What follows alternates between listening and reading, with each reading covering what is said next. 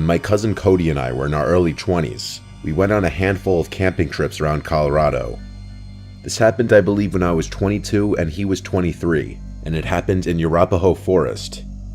It was my first time camping there, not Cody's though. It was in the middle of the week. Our jobs allowed us to have off days in the middle of the week, and we'd often go on our campouts then to avoid traffic and crowds. I always let Cody take charge on these trips. He's the Eagle Scout, not me.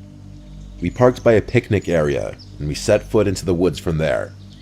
After about 15 minutes of hiking deeper into the woods, we found a good spot to set up camp. A good spot meaning a big enough clearing to fit 2 tents, the portable stove, and a campfire. The first thing we did was unpack our stuff and set up our tents. Cody has always been a lot quicker than me in pitching a tent. He does it in only a few minutes. It always takes me over 20 minutes. Or rather, it always took me over 20 minutes, as I haven't been camping out in the wilderness since this. The next thing we did was create a ring of stones for a fire, and then gathered some sticks and wood. He did bring some fire starter and a lighter, so I guess we kind of cheated, but oh well. It was at the point in the day when the sun was going down. We had a fire going, and now Cody was grilling up some steak and burgers. One thing about Cody is he always went all out with the food on these trips, and he's a really good cook, so I always trusted him with feeding us.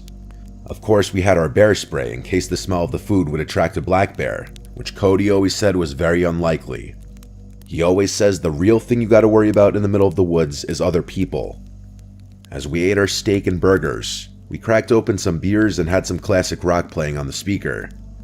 If you've never been camping, you don't understand how good of a vibe moments like this are. In the wilderness with a friend or family member and some beers, reminiscing about good times and vibing to music. As it got dark, we started playing card games on this little folding platform table we brought specifically for cards. After playing more traditional card games, we started playing Uno, and this was when we heard something out in the woods. I paused the song on my phone so that the speaker would go silent. It was clear now. We heard a person humming and footsteps from beyond the trees in the pitch blackness of the forest. Cody urged me to find the flashlight. I tried, but by the time I found it, the sounds had faded away. I asked Cody if that was something to be concerned about, and he said it definitely was unusual for someone else to be this deep in the woods, let alone creepily walking by a campsite with an active campfire humming loudly. I was a bit shaken, and I saw Cody was too. We went back to playing cards with the music much lower now. When we least expected it, a big stick landing in the middle of our campsite made us both jump out of our skin. It didn't fall from a tree. This thing was thrown at us by someone. Cody started yelling something along the lines of, "Whoever's out there messing with us, get a life and f*** off." And then, footsteps could be heard once again in the distance. They were walking away from us. I said we should pack up camp and move somewhere else. He said absolutely not in the dark. We both had bear spray, and he advised to just keep it next to me in my tent when we go to sleep. It was the closest thing to ranged self-defense weapons we had. We kept hearing sounds like tree branches cracking in the distance, sounds that you would never expect an animal to be making. Someone was out there, maybe multiple people, that much was clear. We had to go to sleep eventually, so we agreed that maybe we should take turns staying up to keep watch to make sure that no one comes to our campsite and steals anything, or worse. Cody agreed to take first watch. He said he'd stay up and read his book. So I crawled into my tent and then my sleeping bag and went to sleep. Waking up in the middle of the night while camping is normal. You're in a cold, outdoor environment in an uncomfortable sleeping bag. Any number of things could wake you up. I didn't yet know what woke me up. I was still in a fog. My brain didn't feel fully woken up yet. I looked up and saw a head peering into my tent. It looked like Cody. I rubbed my eyes, but really it was the darkness that was preventing me from seeing anything of his face. I said, "Cody?" thinking he was waking me up to take my turn of keeping watch. I said groggily, "Is it my turn?" I stared at the head peering at me in my sleeping bag, slowly growing more awake every second. Then I heard the zipper to the tent quickly zip up, and his head disappeared. I laid back down in my sleeping bag, but only for a second. I suddenly had some weird moment of clarity where I shot to an upright position and listened as the footsteps walked away. "Cody," I said. He didn't answer. I unzipped my tent to peek out to the campsite. The fire was dead. Cody wasn't out there. I went over to Cody's tent, which was zipped up. I unzipped it and looked inside to see Cody fast asleep in his sleeping bag. I got chills, goosebumps, whatever you want to call it. I almost shit myself at the realization. I started shaking him awake, and when he finally awoke, I told him someone's here, at the campsite. It took him a minute to come back to reality just like I did, but when he did, he grabbed his bear spray. He said he must have dozed off while reading. He said I should sleep in the tent with him tonight, but to do that, I'd need my sleeping bag. He came outside of the tent with me and stood watch as I ran to my tent to grab my sleeping bag.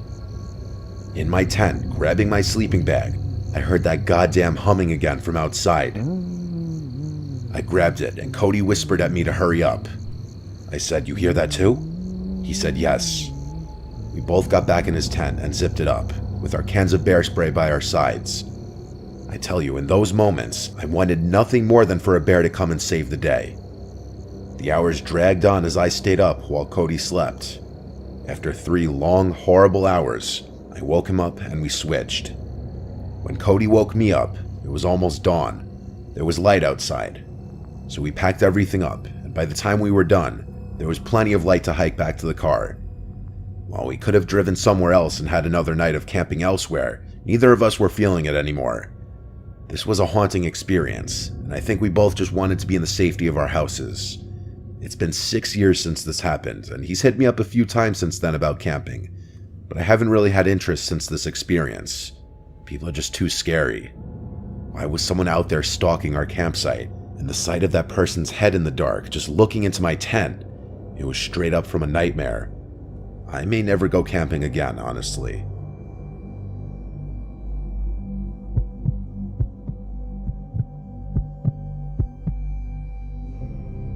Whenever I was scared as a kid, my dad had always told me in life that you should not be scared of ghosts, fear the living because they can actually hurt you. In my late teenage years, I came into some money after my father committed suicide and I received an inheritance from him. At the time of my dad's passing, he and my mom owned a cabin up in Oregon by Mount Bachelor. The cabin had been put up for sale since my mom could no longer afford the payments, and renting it out was not covering the payments either. The cabin was set to go on the market for sale in less than a month, and was in the process of finalizing all the paperwork with the realtor and lawyer. So for that month's time, the cabin was not going to be rented out any longer and was just going to be vacant. I saw this as a chance to get away for a while and clear my head in light of all the things going on. I quit work, packed up my snowboarding gear, grabbed my dog Midnight, and headed up in my dad's car to the cabin. My first 2 days at the cabin were normal, and nothing out of the ordinary happened. I spent my days playing with Midnight in the snow and snowboarding, and the evenings playing PlayStation or listening to music, drinking and smoking out on the balcony. I had already stocked up on food, cigarettes, and liquor, so I was pretty much a shut-in aside from the occasional out to hit the slopes. With my dog as company and DVDs, PlayStations as entertainment, I was quite content, and started to feel relaxed after all the drama that had preceded my outing. The cabin itself was 2 stories. The bottom story had the living room and a side guest bedroom along with a small kitchen. Upstairs had another 2 rooms along with a walkout balcony attached to the master bedroom. Most of my time was spent either in the living room, kitchen, or master bedroom. I never ventured into the other rooms and always kept the doors leading into them shut.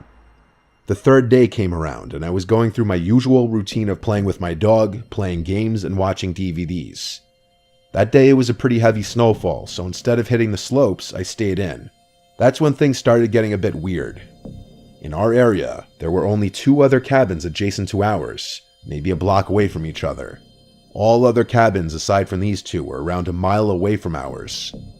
Surrounding us was mostly forest and very tall pine trees.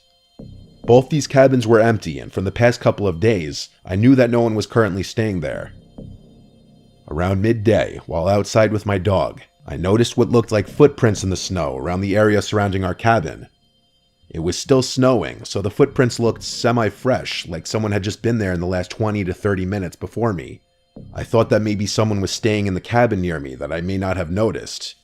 Maybe they were shut-ins like me. Alright, whatever. The footprints led away from my cabin and they disappeared in the snow towards the denser part of the trees. I disregarded the footprints and went back inside. Nighttime came around, and I decided to head to bed. My dog Midnight was laying on the bed with me when I noticed his ears perk up to a listening position. This was followed by him quickly jumping off the bed and running downstairs to the living room. I lay in the bed and stayed silent. I was honestly freaked out, and I could hear him moving around downstairs back and forth. After around 5 minutes, he ran back upstairs to me and started to do his doggy dance for the sign that he had to pee or that he wanted to go outside. Shit, well fine, I can't say no to him, so we both went downstairs to the outside driveway for him to do his thing. Only he didn't want to pee. As soon as we were outside, he started to pull his leash, trying to drag me to where he wanted to go.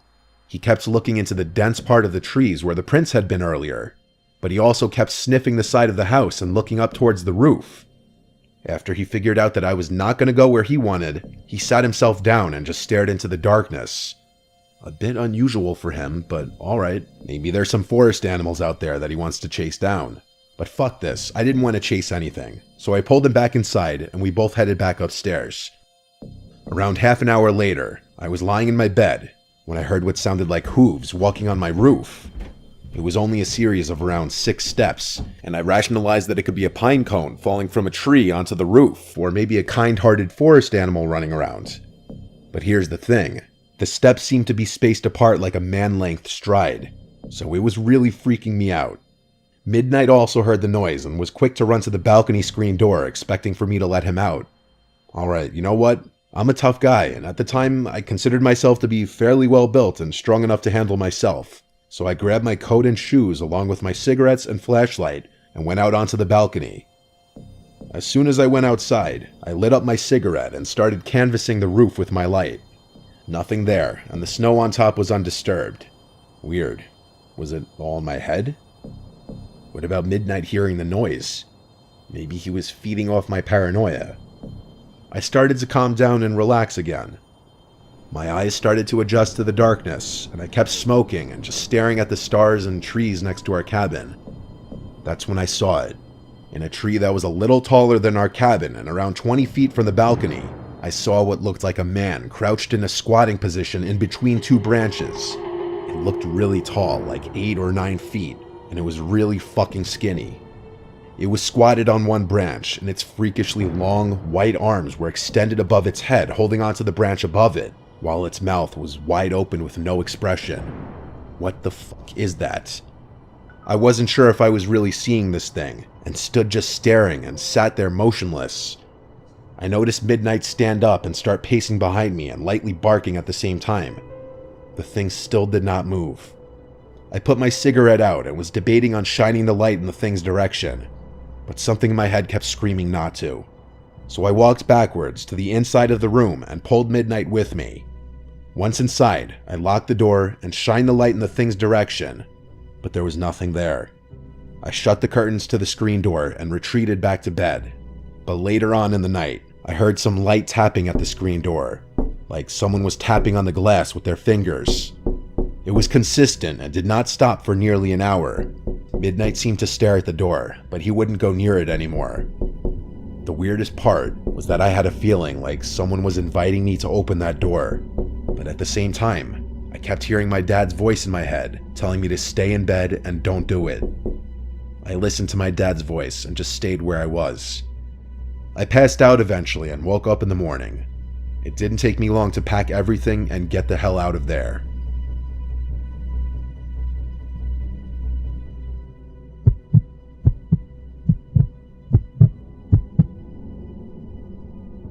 I was searching Craigslist and Facebook Marketplace for a new phone. This was a long time ago, so it had to be like an iPhone 7 or something. Phones still had the home buttons back then. I found this listing for a phone. It was some generic looking post. iPhone whatever for sale, new, around $300. It was a really good deal for the time, that I remember. He told me all the small details I needed to know, that it was factory unlocked, never opened, and stuff like that.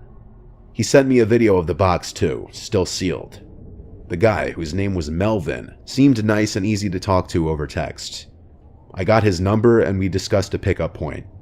His location on the Facebook ad was much closer to me, but over text he was telling me he was only there this morning, and now he went about an hour north. I wasn't happy about this, but this was a really good deal and I didn't want to pass it up. I started asking a bunch of friends if they'd want to come on an adventure with me. Really just a way of making the chore of accompanying me for an hour drive seem fun. My friend Martina actually agreed to come with, on the promise that I buy her food for coming. So this Melvin guy sent me the address of a police precinct about an hour away, saying he only does deals in police precinct parking lots to avoid scams. I obviously had no problem with this. In fact, it made me feel a little more confident in this whole thing. I picked up Martina on the way around 8:30 at night, and off we went. She being in the car and having someone to talk to made the trip more fun. It was also a Friday night, so afterwards we could go out and do whatever we wanted. When I got off the highway, we were about 10 minutes away, and we found ourselves in a very secluded, quiet area. It seemed like a lot of different wooded areas. Occasional buildings and houses, and then more woods. We got to the police precinct, and there was no one visibly parked in the parking lot, besides empty police cars, of course.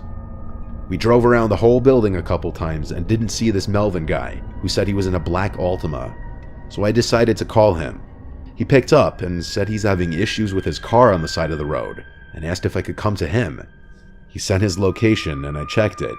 He was on the side of some random road with nothing on either side, and by nothing I mean woods. That's the kind of area we were in. He asked me to come help him jump his car. He had jumper cables. I said, yeah, I guess I can do that. I mean, we drove the hour to get there. I didn't want to just drive another hour for nothing. Martina was shaking her head the whole time I was on the phone. The guy said, see you soon, and hung up. Martina then basically screamed, no way, this is sketchy, we're going home. I told her we'll just drive past the location he sent and see what's up. I did agree with her though. This seemed incredibly sketchy. I just was very upset if we drove 2 hours for nothing. We did drive to the location, and when we got to it, we saw the reflection of a car's front lights coming up on the pitch black road we found ourselves on. As we got closer, I slowed down, and it was in fact a black car, but we couldn't see anyone inside or outside of it. Mind you, it was very dark, but I feel like we would have seen someone's head on the inside or something. Martina said to just keep driving, and I said I know. It was about the sketchiest thing I'd ever seen. A pitch black road between two patches of woods, no streetlights, no other cars in sight. A pretty convenient place to break down and have someone who's coming with a wad of cash to buy something from you come and meet. I drove right past it. Immediately, Melvin starts calling me over and over. I ignored every single call. Then he texted me saying, I saw you just pass me, why didn't you stop? Turn around. Ignored. Martina is a very positive person, so she laughed about this whole situation, and then said, okay, you owe me food. So I looked up the nearest diner, and we stopped there for some food. It was a quiet, small diner. We were just about the only people in there, even on a Friday night.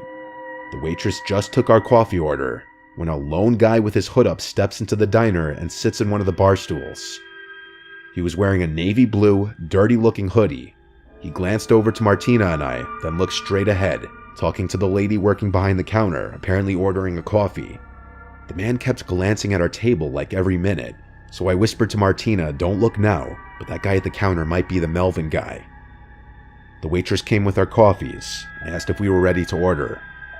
I said a few minutes, please. When the lady behind the counter handed that man his coffee, he said loud and clear, thank you, darling. It was that guy from the phone's voice, Melvin or whatever his real name was.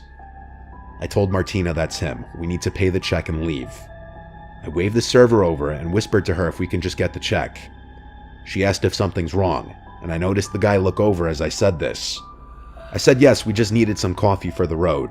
So she got the check, I paid, we downed our coffees, and left the building. We got in my car, and Martina said, oh my god, he's getting up. I looked into the diner and saw that guy leaving towards the door. As quickly as possible, I drove us out of that parking lot and sped down the road. And yes, we noticed a black car in the parking lot that could have been the one that we saw on the side of the road. I was driving too fast for him to have caught up. We got back on the highway and I was flying for a while, until I got a low tire pressure light come on. I knew instantly he slashed my tire. The PSI was going down fast, so to avoid damage, I pulled to the side of the highway and parked it. I went out to confirm that my tire was slashed.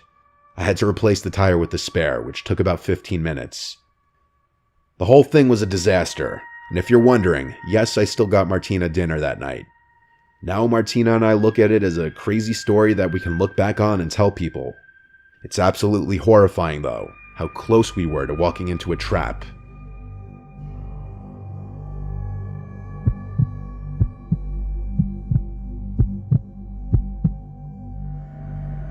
I was seeing this girl for a few weeks. We'd been on 2 dates. Her name was Phoebe. We matched on a dating app and eventually met a few days later. She was 4 years older than me. Our first date was drinks, and our second date we went out with my friends on a weekend. My friends had neutral opinions about her. They thought she was, quote, nice and kinda quiet. They'd later reveal their actual thoughts on her, but I'll get to that later. Phoebe invited me to an upcoming high school reunion party. She told me she didn't want to go alone, and honestly, after she came to hang out with my friends and I felt like I owed her. This reunion party was falling on a random Saturday in the fall. It wasn't organized by her school though. She told me that it was organized by this rich guy from her class, and it was being hosted at his house. I haven't had my high school reunion yet, but as far as I know, these things are usually held at bars or catering halls. We got to this guy's house, and it was admittedly a fancy looking house. It had a gated driveway, but no fancy cars parked anywhere in sight. My thought was maybe the owner parked his car in the garage during the party. The second we stepped into the house, I felt like everyone was staring at us. More specifically, me. A few people came up to Phoebe and hugged her hello, then shifted their attention to me. I felt almost like I was being interrogated with some of the questions these people were asking me. Like my whole life story, what I do for a living, who I live with.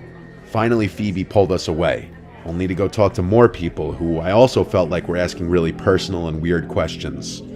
There was also something about all the people in here. They seemed to be older looking than 28, which was the age Phoebe told me she was. Some of these people looked well into their 30s. I made a comment on that to Phoebe, and she said, yeah, some of these people aren't aging too well. I asked if she remembers all these people, and she said yes. I then asked who the party host was. I was curious to meet the owner of this big house. She said she hadn't seen him yet. Throughout the entirety of me being there, I felt like everybody was shooting me daggers. They wouldn't look away either. I whispered that to Phoebe, and she said back it's probably because they're wondering who I am. At the time, that was the only logical explanation I could think of too. It's hard to explain the growing awkwardness at this party, but I can assure you, this was not what a normal high school reunion would be like. There was no music and everyone was dressed weirdly, not like normal 28-year-olds. But that's the other thing. None of these people looked like they were in their 20s. I was getting uncomfortable with some of the stares I was getting in the room we were in, so I told Phoebe I'm going to run to the bathroom. Realistically, I just wanted to get out of that room and explore the house a little bit. I didn't have a drink in my hand or anything to make me feel at ease. I was just walking around this giant house empty-handed, and anyone I passed stared at me. To say I felt out of place would be the understatement of the century. I found the bathroom. I stepped inside even though I didn't have to go. I locked myself inside just to sit and regather myself, take a break from the awkwardness outside. I texted all my friends about how weird this reunion was, and wondering how I could convince Phoebe to leave early. We'd already been there about 30 to 45 minutes, and this unnamed mystery party host was nowhere to be seen. Phoebe texted me, "Where are you?" I replied, "In the bathroom, give me a minute." Then I followed that up with, "This party's really weird, I'm down to leave soon." She said, "Why?" I said, "Everyone's being weird." Then someone knocked on the bathroom door, so I couldn't sit in there anymore. I washed my hands quick and left the bathroom, and the guy waiting outside, who looked like one of the younger ones here, said in a very low voice to me, "You should leave. That girl isn't who she says she is." I froze for a second, then said, "Phoebe?" He said, "Whatever she told you her name is." He then asked what she told me this party was. I said that she told me it was a high school reunion. The guy then smirked and said, "Do these people look like they're going to a high school reunion?" He left it off with, and I quote, "Trust me, leave sooner than later." And then he walked into the bathroom and shut the door. I almost knocked on the door to get him to come out and further explain, but I thought for a second. I was already suspicious and uncomfortable in this house. That guy just confirmed something weird is going on here. I walked straight to the front door without drawing attention to myself. I still felt people staring at me as I walked to the door. I walked straight from my car in the street and drove home. Phoebe texted me asking where I went. I didn't answer. When I got home, I looked up her number on White Pages. That number was not associated with the name Phoebe. The name that came up was Claire Foster. The address that I picked her up at both times is also different than the address that came up on White Pages, which made me realize I never saw her leave the house. She was already waiting on the sidewalk both times. I replied to her text, "I had to leave, I'm sorry," and blocked her number. My friends all made jokes, and they told me she thought she was weird and off from the start, but they didn't want to tell me that and make me feel bad. My one friend joked that it sounded like I was in the movie Get Out. My friends and family all have had little theories as to what was going on. Some people would even think I exaggerated the whole thing until I told them about the fake name the girl gave me, and the guy telling me to leave sooner than later.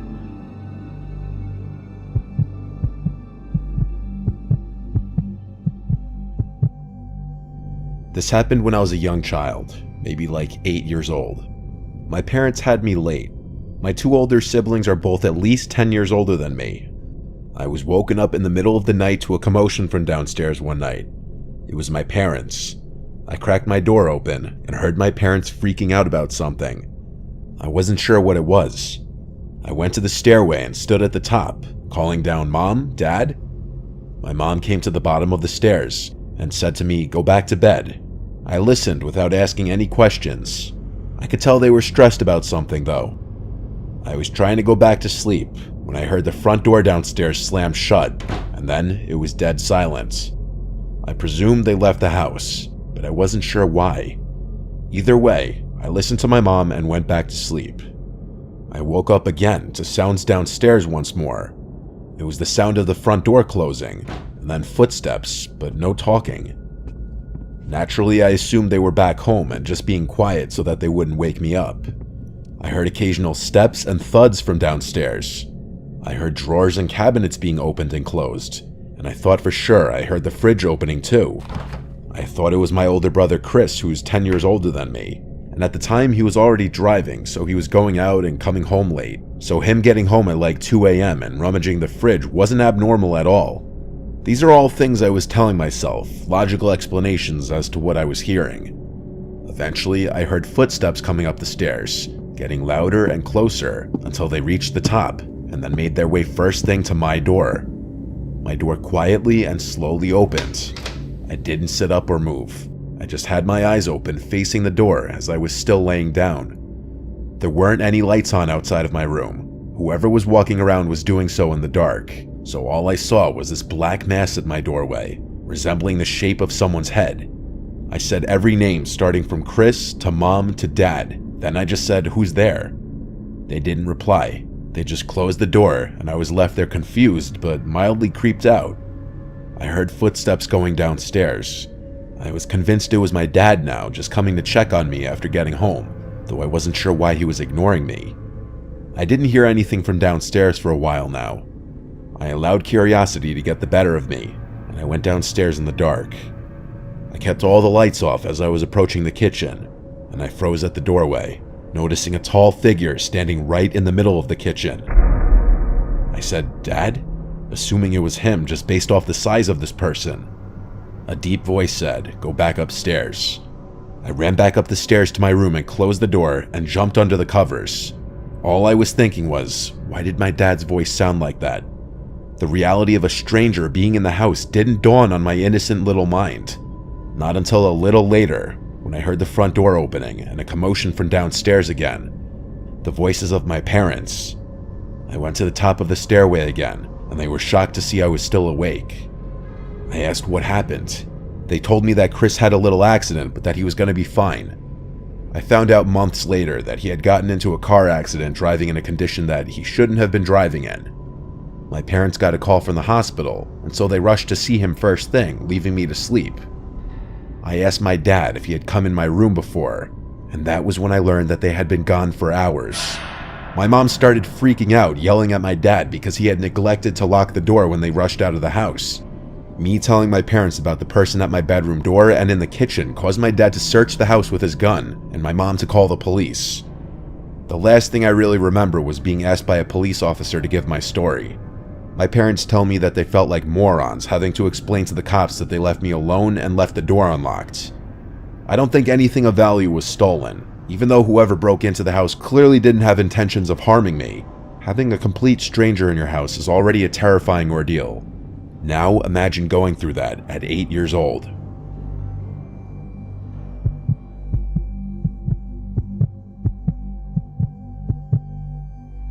I once worked as a direct care aide for a 65-year-old woman with a developmental disability. Her daughter, who was in her 40s, worked overnights, and she needed a caretaker with medical experience to watch her overnight. When I say once worked for them, I mean I literally worked once, just this night, and you're about to hear why I never went back.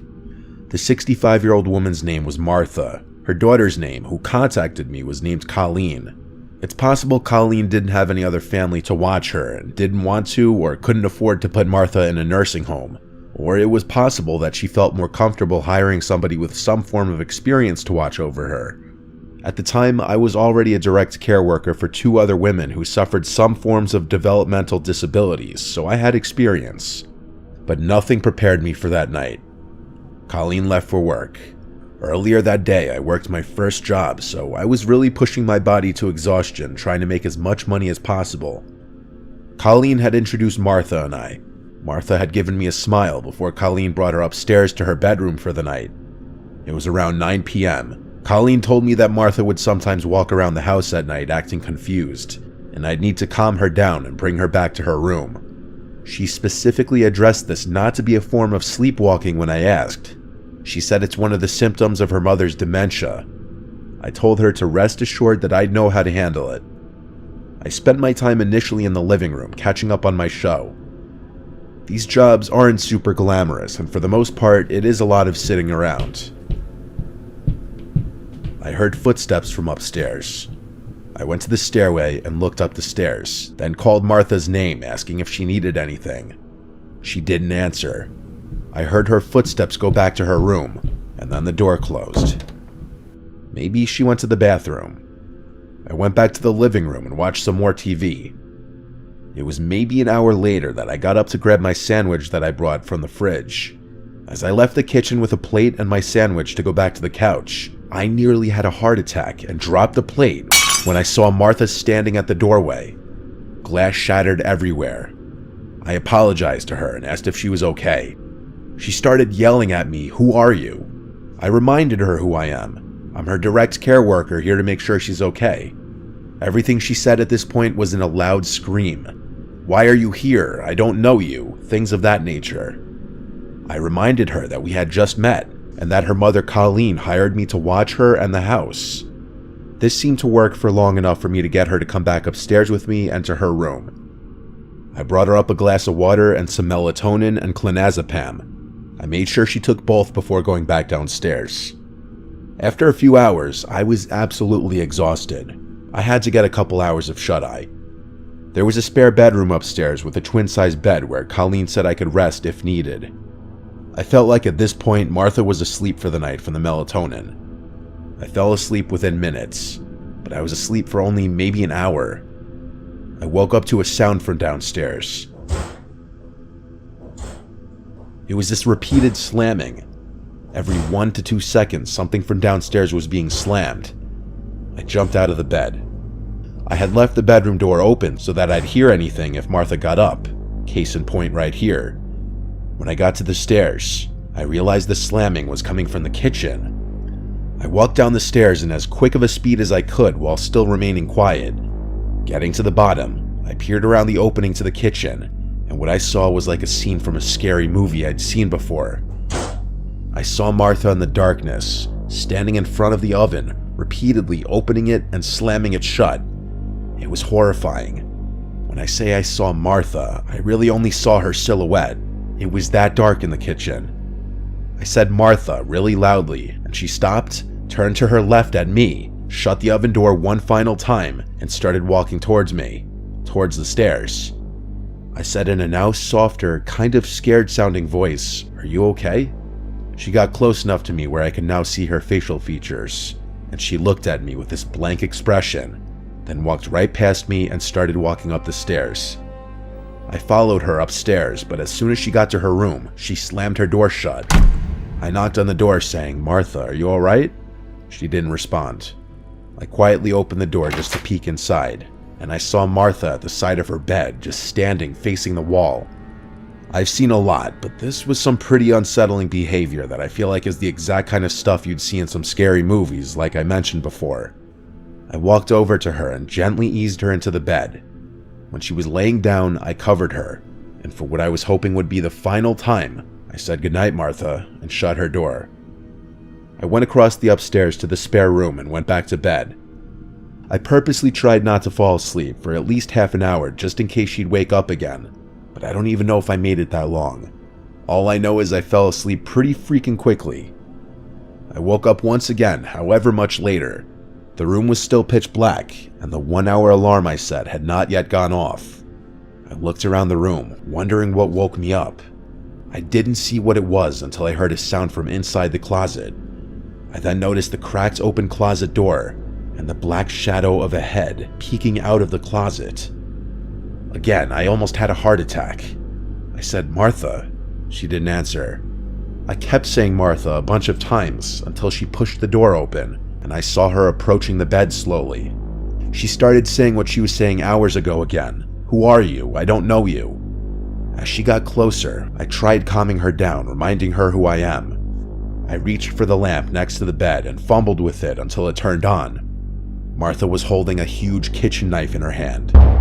At this moment, everything changed. Martha was now a threat to my life, and I had to worry about myself, not her. I screamed at this point. Martha, put the knife down. I guess my scream stressed her out because she got closer and started screaming back at me, still repeating, "I don't know you." I wasn't going to attempt to calm down a knife-wielding dementia patient. That was not in any job description. I mapped out a way to run around her in the bedroom, and I went for it. I jumped off the bed on the side further from her, and she screamed again, "Who are you?" She swung the knife at the air as I ran past her. It was a slow and weak swipe from what I saw, but nonetheless showed that she had intentions of actually using it. I got downstairs and grabbed my shoes and went outside. Instead of calling 911, I called Colleen as she requested I do if there's an issue. I was courteous in doing this because getting law enforcement involved is never doing anyone any favors. Colleen was yelling into the phone at me not to leave her, and honestly I yelled back that she attempted to kill me and that I didn't call the police. She had to leave work, of course. I stayed outside of the house, making sure Martha didn't go anywhere until Colleen returned. When Colleen went inside, Martha was back in her bed asleep. Colleen went as far as accusing me of exaggerating the whole thing until she found the knife next to Martha's bed. To not give her any more fuel to blame me for any of this, I left out the fact that I ever went to sleep. But that doesn't mean that I felt in any way I did anything wrong. Colleen even offered me that room to sleep. I never worked in that house again. Martha was a scarier patient than I'd ever dealt with in any of my jobs in my 9 years of being a direct care aide.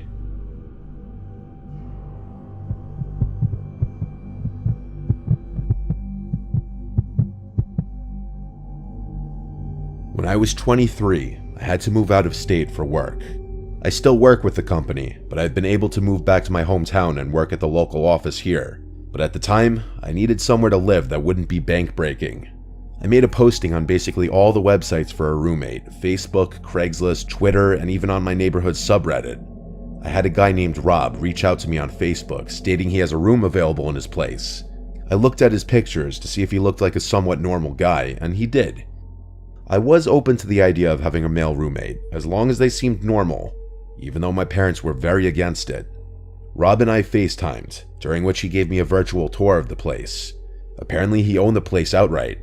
It was a modest house in the middle of town, only a 10-minute drive from where my office would be. He also seemed pretty nice. I didn't get any bad vibes at all. His price was fair, and his rules were pretty fair too. He said it was available to move in right away, which was perfect.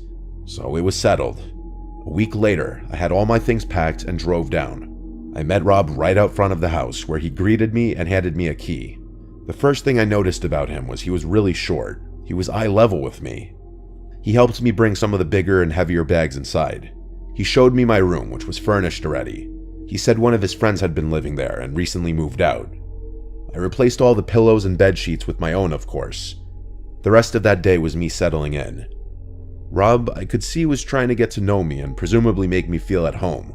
I didn't get any overly friendly vibes yet. The next day was Sunday. Rob offered to drive me around town to show me around. I wasn't eager to, but I said sure, just to get off on a good start with him. He drove us around town, showing me where the good shopping centers are, good restaurants, and stuff like that. But then he offered to get us lunch. I really wasn't hungry, and he was suggesting a sit-down lunch, almost like a date. I didn't want him to get any kind of wrong idea, I just needed a room. I said I'm not hungry, and then he right away suggested we go grab drinks somewhere instead. I politely shot it down too, saying I don't drink on work nights. He was being a bit pushy, saying, come on, just a couple drinks. I still maintained my politeness and said another time. He gave up, and he went really quiet all of a sudden, like he was upset. I'll admit, I was slightly uncomfortable, but nothing I couldn't handle yet. That week was my first week at work, and so my attention was focused mostly on adjusting to the work week. It wasn't until a few days into the week that I got home and did my laundry and noticed my hamper full of clothes seemed moved.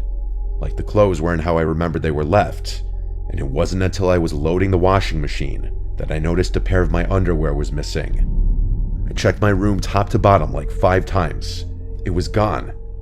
I had a disturbing thought. What if Rob... No, I refused to believe that just yet, and there was no chance in hell I would confront him and ask him that. Still, I was now starting to wish there was a lock on the bedroom door. That weekend, I bought a lockable doorknob from Ace Hardware, and while Rob wasn't home, I swapped out the current doorknob with the new one. Now I could leave the place in peace. I figured I'd tell Rob the next time I saw him. He didn't come home that night, though. He must have been working. His schedule seemed pretty random. That night, I awoke to banging on my bedroom door. It was Rob. He was saying my name, and he didn't sound happy. I checked the time, and it was like 1:30 in the morning. I decided I would pretend I'm asleep. I was honestly kind of scared to open the door. I had a feeling it had to do with the doorknob, and I was right. The next morning, I woke up to a bunch of texts from Rob saying, "We need to talk. Be home after work." I simply responded, "Is this about the doorknob?" And he responded back, "Yes." I apologized to him and said I was planning on telling him. He replied back, "It comes off today." I was getting incredibly nasty and weird vibes from his tone. My next response I thought out a little longer, and basically said how I hope he can sympathize and understand that I'm a girl and I just feel safer being able to have privacy in my room.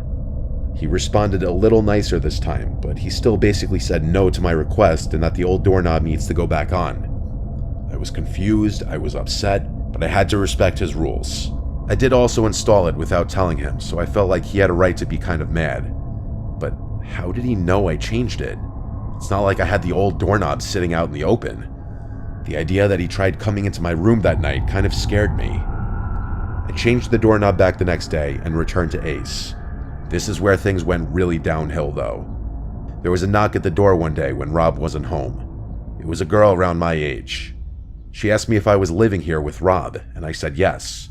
She warned me to get out of there immediately, that Rob has multiple restraining orders against him from different girls, and he's known to be a very dangerous, creepy stalker. I was at a loss for words. I asked her how she knew I was here.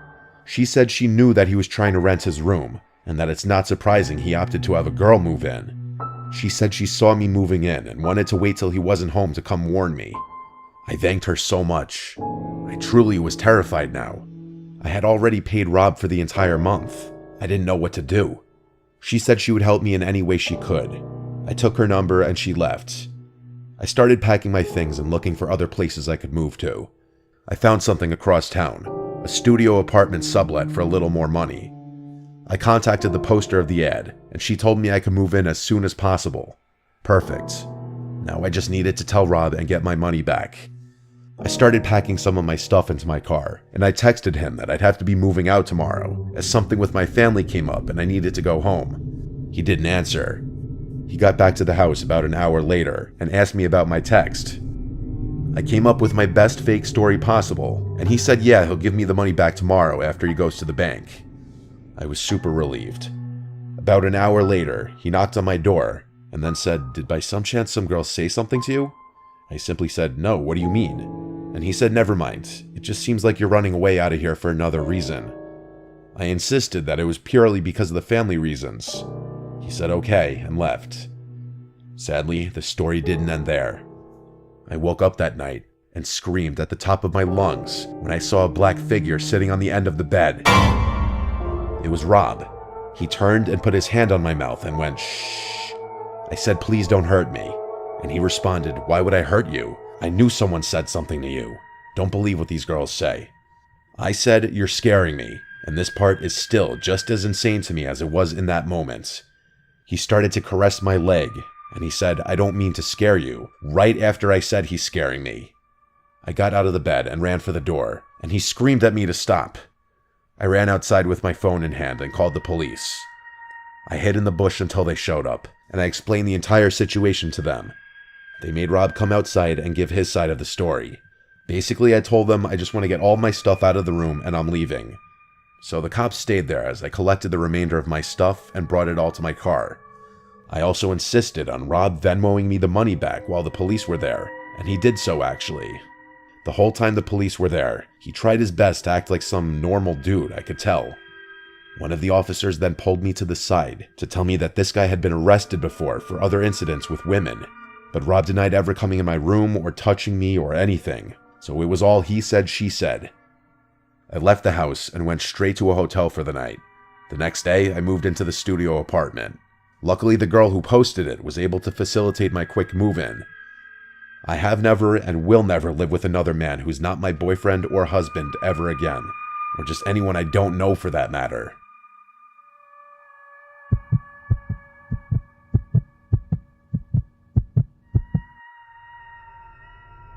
I was home alone one night for a reason I don't remember. All I remember is my entire family was gone. I was 15 or 16 years old. I was a big gamer at the time. I was obsessed with StarCraft, and admittedly, I'd sometimes spend a weekend night or two playing StarCraft or some other PC game. This was right before COVID lockdown started. I was playing StarCraft on my computer in my bedroom on the first floor. That's when the doorbell rang, twice. I hurried to the door, not wanting to be away from the game for too long in fear of losing. I got to the front door and said, "Who is it?" as I always would if I was alone. A soft and weak voice on the other side said something that I couldn't hear. It sounded like a woman. I opened the door, with the storm door still separating me and this older woman standing on the other side, with a big smile on her face. She had her hands behind her back. I said through the door, "Can I help you?" She said she needed to use a phone, and asked if she could come inside. Ever since I was a little kid, I was always taught not to let a stranger into the house, ever. That included women. I felt so awkward though, I didn't know how to turn her away. I redirected her to the library a few blocks down, because they'd surely have a phone. Deep down, I knew the library was closed at this point, but I was just trying to get the stranger who was trying to get into my house to leave. She was still smiling, but what she said next did not match her smile. She said, "That's very rude to turn away an old lady asking for help." I replied the only way I could think to, and that was that my parents don't allow strangers into the house. It's a house rule. I slowly started closing the door as I was saying sorry, and she just stood there, not moving but still smiling at me, and though her smile never changed, it suddenly felt much more menacing.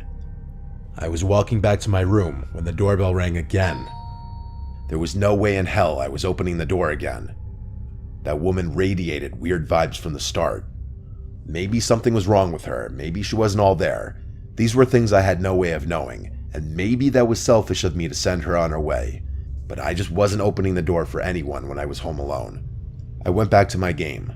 Not too long after I sat back down, I heard something tapping on the window.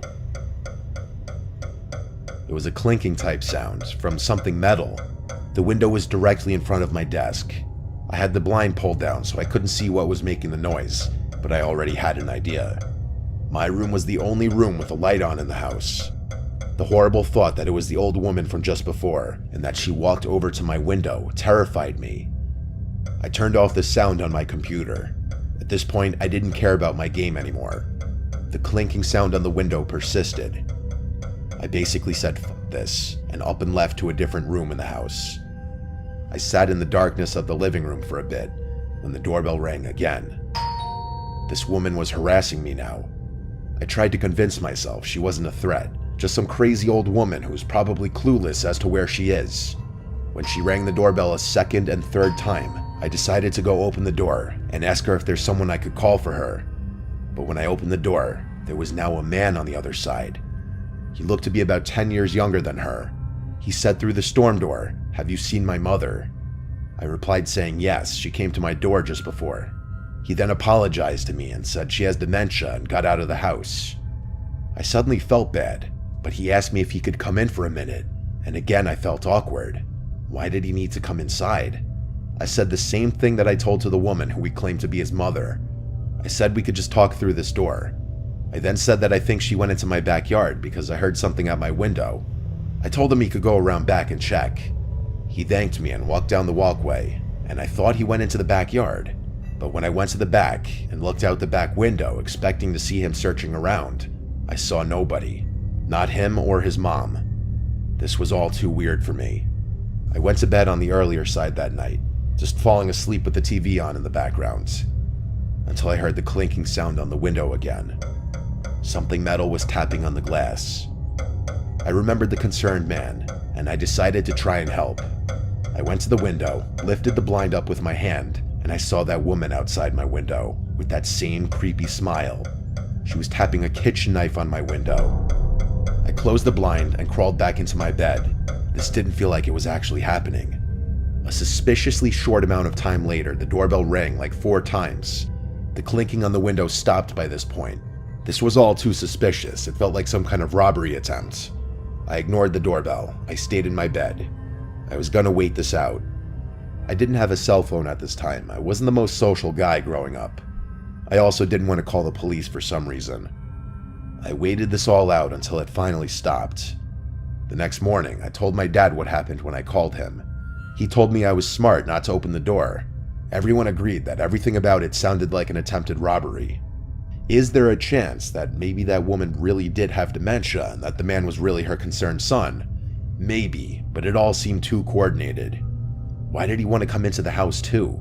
How did he even know she came to my house specifically? Why didn't he ever go into the backyard to look for her when I gave him permission to do so? Too many unanswered questions that lead me to believe I avoided something terrible happening if I opened that door.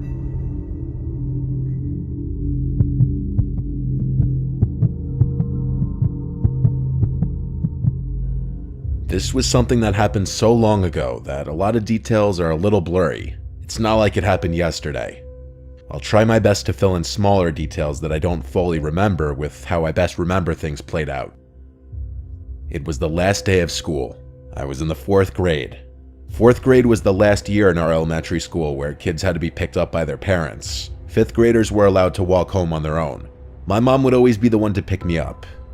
On the last day of school, my friend Dennis and I had a playdate planned to celebrate the last day of school. Dennis wasn't in my class this year, but we had been friends since kindergarten. He was in a different dismissal hallway from me. After school was over, we single file lined up and walked to the exit door at the end of the hall, where we waited outside by our teacher, Miss Blue. I waited for Dennis's dad to appear from the crowd of parents shuffling in and out of the parking lot next to the doors.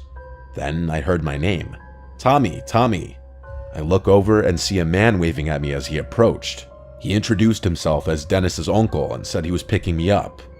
I went over to Miss Blue and said I'm being picked up. She asked, "Where is he, sweetie?" And I pointed to Dennis's uncle who waved at Miss Blue. Miss Blue dismissed me and I went with the man.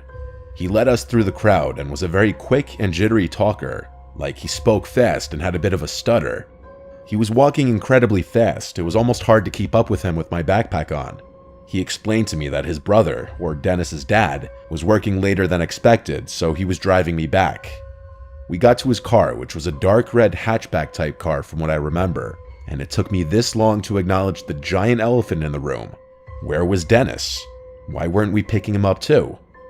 The man turned to look at me in the back seat and said that Dennis was already at his house. I was shy around people I didn't know, especially adults, and I wasn't one to openly speak my mind if I was confused. But I was very confused. This was making less and less sense. The whole drive, the man kept yapping, telling stories of his days in elementary, asking me questions like what sports I played, what we're learning in class. If I had to guess, we were in the car for like 10 minutes, which honestly for our town where houses were right on top of each other, that was a while. My house was a 5-minute walk away from the school. We were definitely in an area I wasn't familiar with when he parked the car in front of his house. His house looked pretty normal to me from what I remember. He led us inside and shut the door and locked it behind us. It was really, really dark inside the place, and I realized why.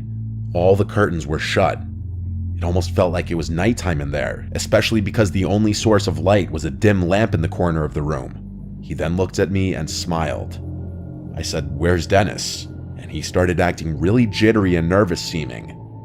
He said something like, "Oh, I think he's downstairs playing video games. Give me a second. Wait here."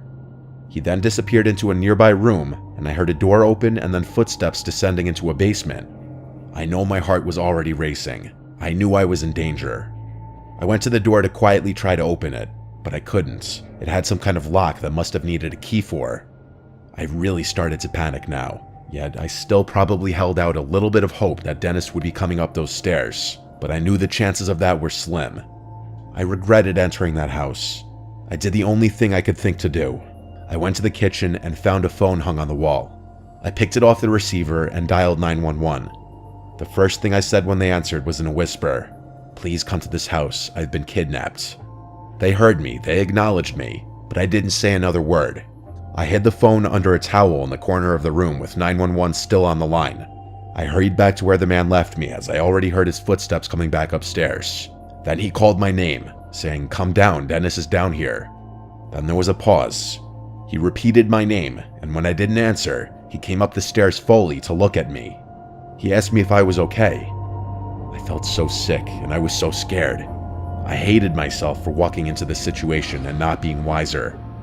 I asked in a very scared voice if I could leave, and I remember the change in his face. His fake, friendly smile disappeared as he realized that I was no longer falling for this. He walked closer to me in a gentle manner until he was close enough to grab my wrist aggressively, and he started pulling me towards the basement. I screamed and cried, and he screamed at me, "I'll let you go if you stop and behave." So I listened. I went down the stairs, and halfway down, the door slammed shut behind me, and I heard it lock. I walked fully down the stairs to this empty, unfinished basement with a concrete floor and one singular support beam in the middle of the room. There was a depressing yellow glow in the room from one exposed light bulb hanging on the ceiling. If there was a place you'd imagine kidnapped children to go, this would be it. I heard his heavy footsteps upstairs. You could hear everything in this house. I don't know what he was doing, but I heard him walking around for a while. Then he came to the basement door, opened it, and he called down asking if I'm hungry. I replied no. I didn't want him going into the kitchen seeing the missing phone. He shut the door and locked it again. I sat down there, waiting, with my heart in my throat, and then I heard it.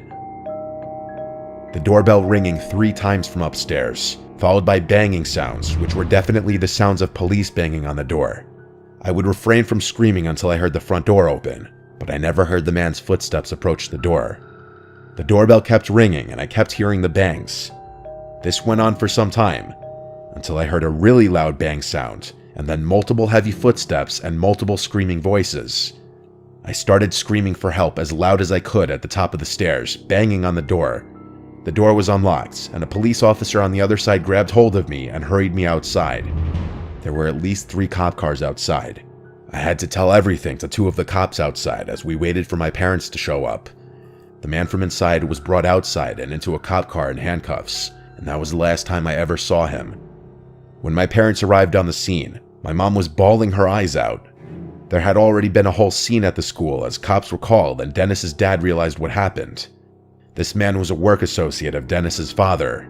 When he somehow learned that Dennis's dad would be picking up Dennis and I from school on the last day, he seized the opportunity to do what he did. A complete sick fuck. I don't know how he found out what I looked like. As I got older, I never really asked for more details because I try not to think about it. My mom went to counseling with me for months after this incident. Let's just say my parents didn't have kind words for Miss Blue, not verifying if I actually knew the person picking me up.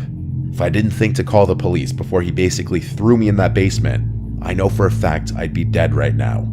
This was like 17 years ago. That man might be out of prison for all I know.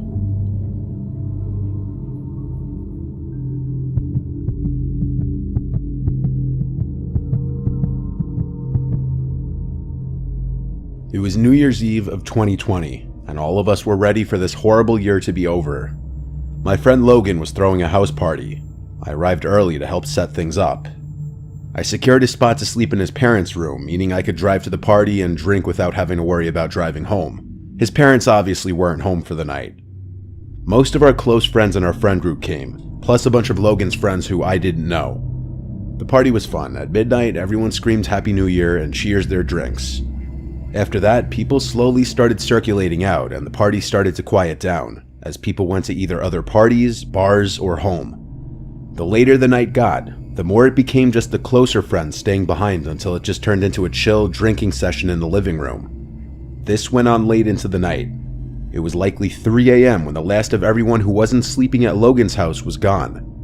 As it quieted down, we started hearing this occasional sound. At first we didn't know what it was, but it soon started to sound like a creaking sound. It was dismissed as a sound from the fridge or something at first, which I know sounds stupid, but house appliances often make weird noises. It was just Logan, me, and Cody. Cody was falling asleep on the couch already. It was reaching that time where we were just going to go to sleep. However, eventually we got so bothered by the noise that we had to search. We went to the kitchen, and it wasn't coming from in there. We realized when we were close to the basement door that it was coming from downstairs. Logan opened the door, and we heard this creaking sound.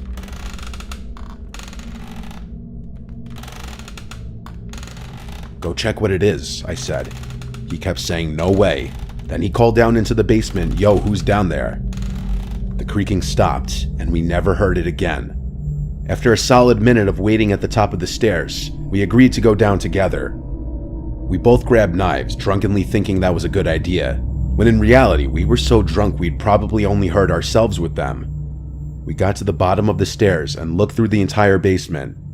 It's not huge. It just has a couch, TV, a bar, a table in the corner, and various old pieces of junk. It was pretty messy at the time. The first thing we did was search any possible crevice for someone who could be hiding. Then we tried to figure out what could have been making that sound. I noticed a rocking chair, and so I went up to it, sat in it, and then started rocking in it. And it made the exact same creaking sound we had been hearing. Logan and I looked at each other. I stood up, and so did every hair on my body. I don't think we ever ran faster than we did when we ran up those stairs and slammed the door shut. We tried to come up with any logical explanation, but there was none. He kept the basement door locked for days until his parents came back. There was no living soul down there, but something was moving that rocking chair. That rocking chair used to belong to his grandma who passed away forever ago, and it's just something his mom held onto for sentimental reasons. I can't say I've ever experienced anything resembling the paranormal before this, nor since then. It still sends chills down my spine.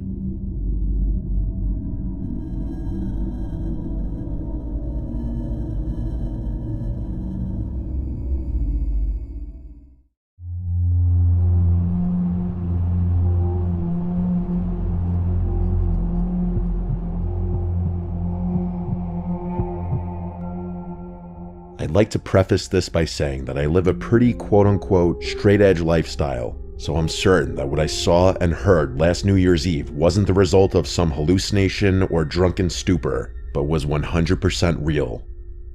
I live on the outskirts of your stereotypical small southern town, so a few of my friends live out further into the boondocks that are only accessible by those dark, country back roads. One of my friends, Darren, lives with his family in one of the richer neighborhoods in the area that can only be reached by these back roads. Every year, his family throws a party at their house on New Year's Eve where all the family's friends are invited, myself included. It's a pretty fun occasion, so I'm always excited when I get the formal invitation from Darren's parents in the mail. Seeing as the weather in the south can be pretty weird when it comes to winter, it didn't get really cold until a few days before New Year's Eve. I could remember the newly frigid air paired with the bumpy, unkempt country roads made for an uncomfortable ride to the house.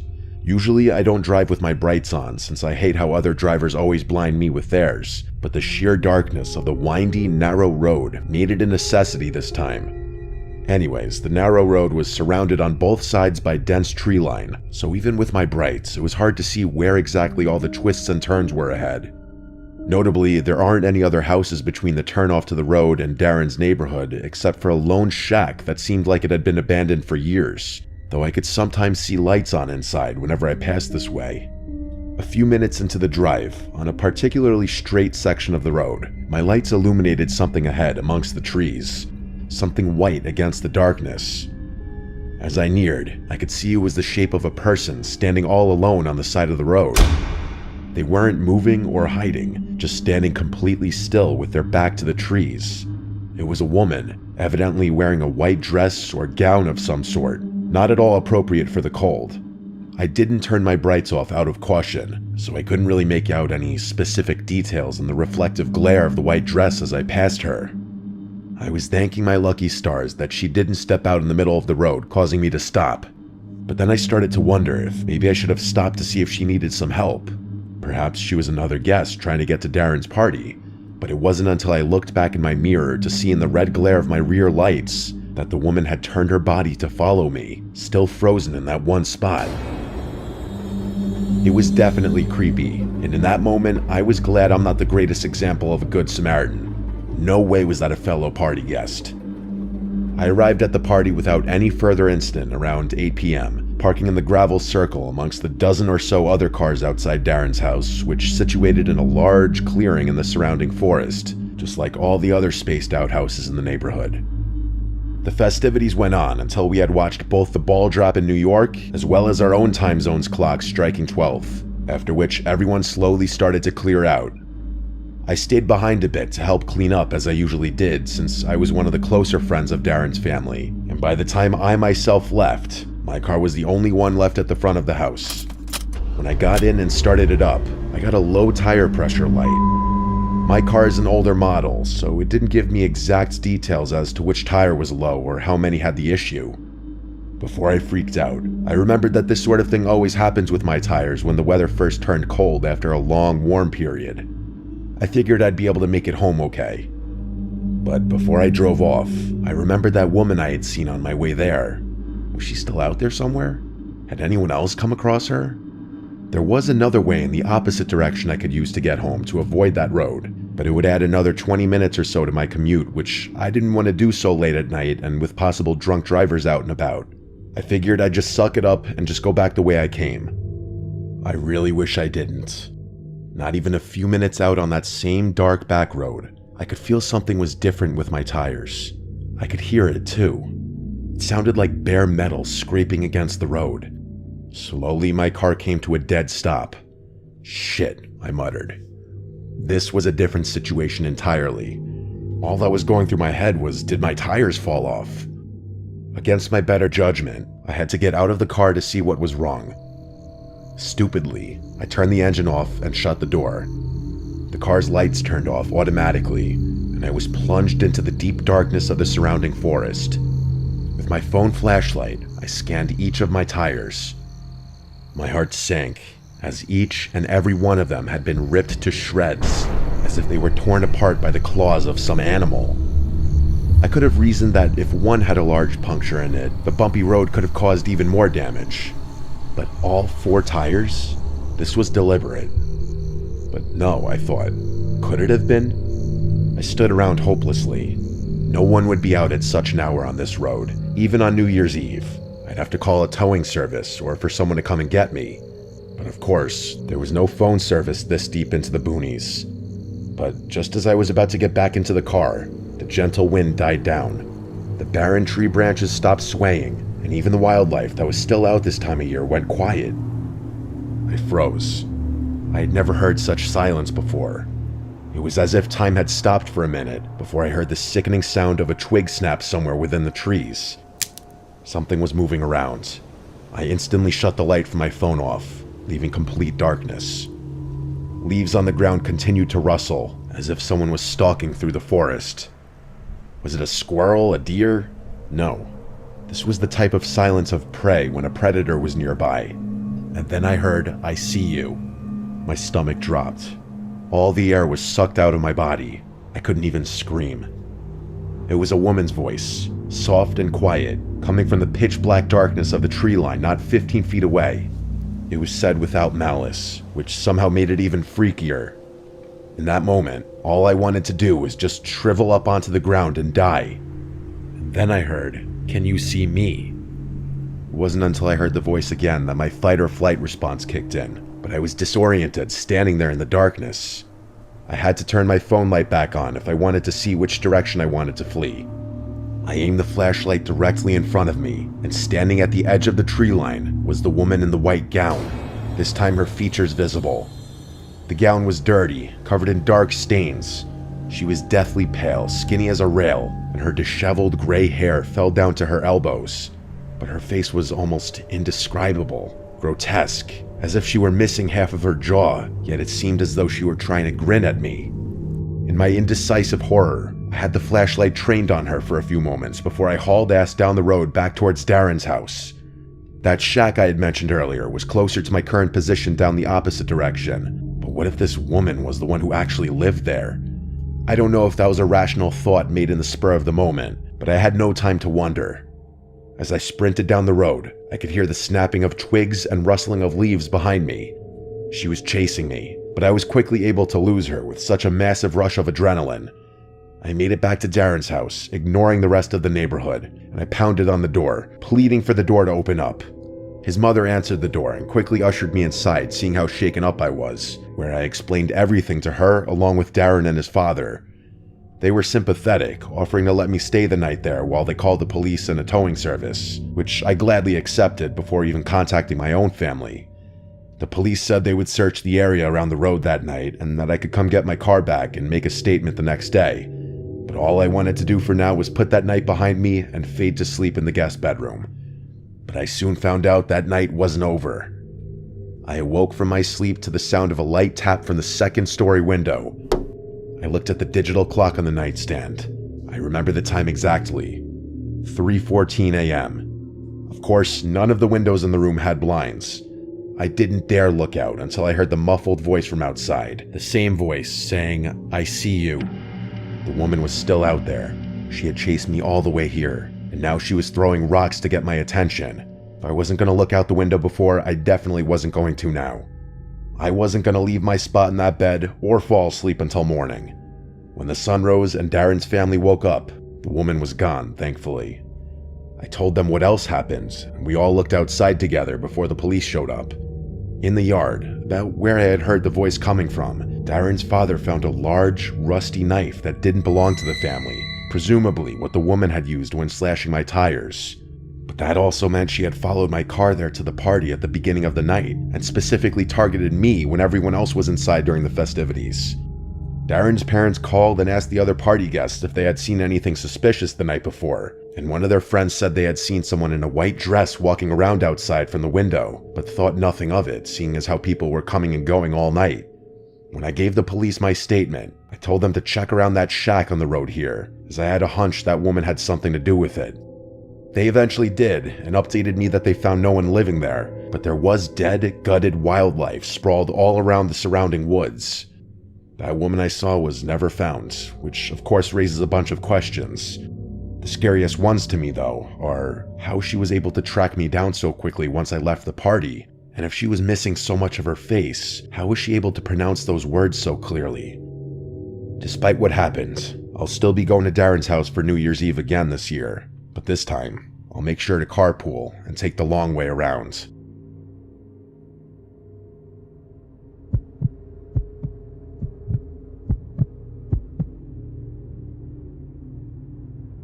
When I was 26, I took a trip to San Diego via plane. I stayed with my friend for a few days and booked a late flight back home. My flight landed at midnight. By the time I was off the plane and by the ground transportation pickup point, it was like 12:30. I waved down a random taxi in the taxi section and gave the driver my home address. He said he'd take me for $30, which was a really good deal compared to Uber. He came out to help me put my bag in the trunk of the van, but I said I was fine with it in the seat next to me, so he lifted my bag onto the seat on the left side behind him. I was sitting diagonal from him. He got back in the car and pulled up the directions to my apartment, and we were on our way. My at-the-time apartment was about a half-hour drive from the airport with no traffic. At this hour, there was obviously no traffic. We got right on the highway and we were moving fast. I caught the driver's eyes staring at me through the mirror on 2 separate occasions, and on the second time, he spoke. He asked where I was coming from. I said San Diego. He said, "Oh, very nice." Then he asked me what I was doing there. I said I was just visiting a friend who lives there. His response was, "Is your friend as pretty as you?" And honestly, my first reaction was to laugh, but I found the comment really creepy, and it being the third thing out of his mouth on the ride didn't help. From here, his questions kind of stayed on the flirty side. He asked me, "What is a pretty girl like you doing traveling all by yourself?" And I had a slightly sassy response saying, "Well, I just said I wasn't alone, I was visiting my friend." And his rebuttal was that by flying by myself, I was traveling by myself. I maintained my slight sass and said we can agree to disagree, and he laughed and said he was only teasing me. This man had to be like 45 though. I felt like him hitting on a lone girl in her 20s like this was slightly creepy. It wasn't the first time I dealt with something like this though. As we continued down the highway, I looked up as I saw the familiar overpass right by my exit, but as we passed it, he wasn't slowing down. I said this is my exit as he was literally about to pass it, and we zoomed right by it. I repeated myself louder, saying that was my exit. He apologized and said he'd catch the next one. I tried to get a peek at his screen to see if he put the right address in, but it was angled so that I couldn't see it. The next exit was about a mile further. I started sitting up on the edge of my seat a bit now. When the next exit approached, I said loud and clear, "You need to get off here," and without acknowledging me, he turned on his blinker and merged off the exit. I noticed him glaring at me for a second in the mirror. I almost sensed a hint of annoyance in his face, but I guess that quickly changed when not even a minute later he asked me if I had a boyfriend. I replied back instantly, "Yes, he lives with me." I noticed him look at me again, and I think he picked up on how quickly I answered that. He asked what my boyfriend's name is. Yes, I'm serious. I decided that was enough. I told him I'm going to put my headphones in, so I popped my AirPods into my ears, even though they were basically dead still. I just wanted this man to stop asking me questions. Asking my boyfriend's name was next level weird, almost like he was interrogating me. I texted my family and close friends about this creepy taxi driver, and I shared my location in case, God forbid, things went sour. We were in a familiar area in my town now. We were stopped at the first red light since getting off the highway. I looked in the mirror, and all I saw were his eyes glaring at me, almost in this menacing way. I know he didn't say anything to me because I didn't even have any music or anything playing, so I would have heard him. The light was now green, and he was still staring at me. I had to tell him the light was green, and he started moving again. No one in my family was answering except for my older brother, who must have been the only one awake, but he lives 2 hours away from me. My brother told me I should leave the car if I feel threatened or in danger. We were now on a main road in my town, but there weren't any cars on the road. It was nearing 1 a.m. on a weeknight. We stopped at another red light, and I felt that man glaring at me again through the mirror. I then noticed a police car parked in an empty parking lot. In a spur-of-the-moment decision, I grabbed my bag and backpack and slid the van door open. The man started yelling at me, "What are you doing?" And he tried closing the door with the power button in the front, but I forced it open, and the second the door was opened wide enough for me to fit out, I booked it toward the police car. Instead of getting out of the car and chasing me for my money, he just kept driving, which already was a huge red flag. When I saw him driving away, I stopped running and brought my pace down to a quick walk to the police car. The officer in the car noticed me as I saw him look up and roll down his window.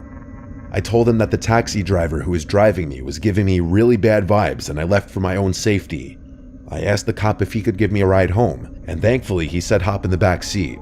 Being a scared female obviously helped, but do I think you should be going up to cops asking them to be your free taxi service? Absolutely not. By the time I was in the car, that taxi was already long gone. The cop drove me home, and we were there in about 5 to 10 minutes. I let myself in and didn't even bother unpacking. I went straight to brush my teeth and crash into bed. It seemed just as I got into bed, though, there was a knock at the front door of my apartment. What if it was the taxi driver? He had my address after all. What if he came for his money? Or worse? The knocks persisted for a few minutes, then it went silent for a few minutes, and then there were more knocks. Obviously, I never left my room. I didn't want to be anywhere near the front door. The door was locked, and that's what mattered. Eventually, the knocks stopped, and I drifted away to sleep. The next day, I was back to work. I had a slightly later shift, luckily, so I didn't have to get up too early. While I was at work though, I got a call from my next door neighbor, George. He said that my dad was there before, trying to get into my apartment to drop something off, but he didn't have a key.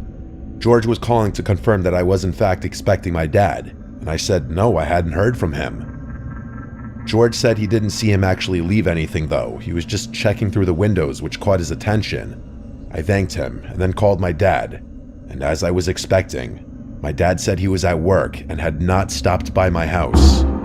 I took this time to explain the entire taxi driver situation to my dad again, but over the phone this time. He wanted me to come home for a few nights, and I said I would. I just need to go home and pack my things up first. After work, I got home around 9 p.m. I finished up my laundry from the night before and packed a bag with some clothes and my work stuff for the next few days. Something in my apartment felt off though. I never get nervous from being alone, but that night, I felt like I wasn't alone. Deep down, I felt like it was because the whole taxi driver situation made me uncomfortable. But I felt like I kept hearing small cracks in the wood floor, like from the pressure of someone's weight. I just couldn't pinpoint from where. I was honestly freaking myself out and tried to hurry up and get all my stuff and go. It was about the moment I was ready to leave the house when I heard a creaking sound from down the hallway, from the spare bedroom. I turned and heard a voice say, "I wasn't gonna hurt you." And I saw an arm swing into view from behind the wall, and I just took off to the front door before he could even enter the hallway. I was outside, screaming and pounding on my neighbor George's door. It was still early enough where he and his wife were awake. They came rushing outside, and I begged for help.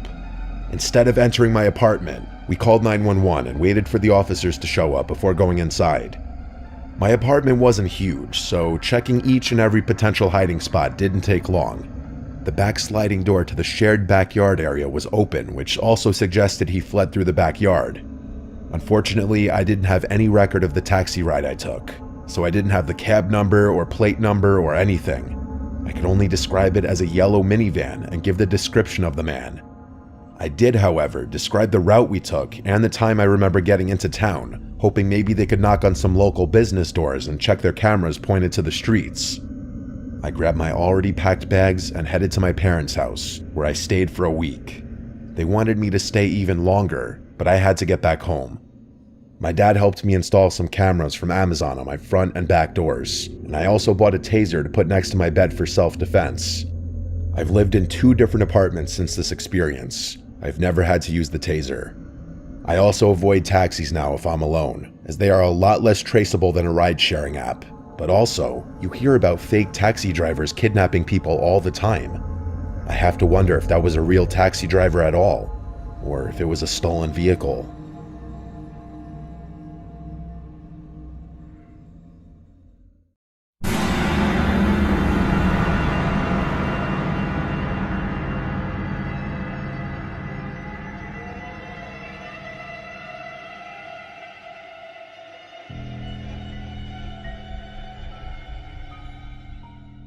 This happened in the summer, and I believe I was about 12 at the time. I was staying in a hotel in a fairly large city with my mom and my younger brother. We were visiting other extended family, but chose not to stay in their house. My brother is younger than me by a decent amount, so I was usually told to keep an eye on him. On the day we arrived, my mom told me to do just that while she checked us in and received our room card. So, my brother and I sat down on a couch in the lobby and relaxed a little bit. While we were sitting, a man in about his mid-40s walked into the hotel. The couch was facing the hotel doors, so I got a good look at him. I remember that he was very average looking. Describing his features in detail could generate several different images. The guy comes in and sits on the couch opposite ours. I didn't think anything of it until I realized that he didn't go up to the counter first. He just came in and sat down. It made me feel a little uncomfortable. Maybe I was being a bit paranoid, but I thought he might have followed us in. Thankfully, my mom called us over and told us that our room was ready. We left the lobby and went to our room. Shortly afterwards, we left the hotel to go meet family. I forgot about the man for the rest of the day. We returned at about 7, and my mom told us that we could go swimming in the hotel pool. We all went to our room, changed, and went to the pool. A few minutes after we got into the water, the same man from before walked in and sat down. He was wearing jeans and a sweater, so he definitely wasn't going swimming. Again, we didn't think much of it until I could see that my mom was visibly worried. She pointed him out to me, and she said that if he didn't leave within 5 minutes, we needed to go back to our rooms. 5 minutes passed and he was still there, so we got our things and left. By then, it was close to 8 o'clock. We had brought a rented movie to watch, so we planned to watch that and go straight to bed. I noticed that my mom was a little on edge because of the man who had been watching us, and I got a little more worried myself too. Halfway through the movie, my mom got up to get into the shower.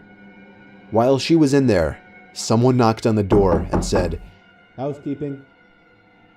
I thought it was weird that the cleaning staff would come this late, but we needed another towel, so I answered the door. I wish I hadn't been so stupid. It was the same creepy man. He gave me a smile and a little wave. I just stood there, kind of motionless. My mind automatically went to the worst possible situation: kidnapping, rape, torture, etc. I heard the water in the shower turn off. He stood there as well for a moment, and then he spoke. "How was your swim?" At that moment, my mom came out of the shower, saw the man at the door, pulled me back, and slammed the door. She locked it. Then she called the front desk from our hotel phone to report the guy. I told her to just call the police, but she didn't listen. She then requested we switch rooms. I then heard footsteps stomping down the hallway away from our room. Thankfully, the guy had left. After that, we switched hotel rooms and didn't see the guy again during our stay.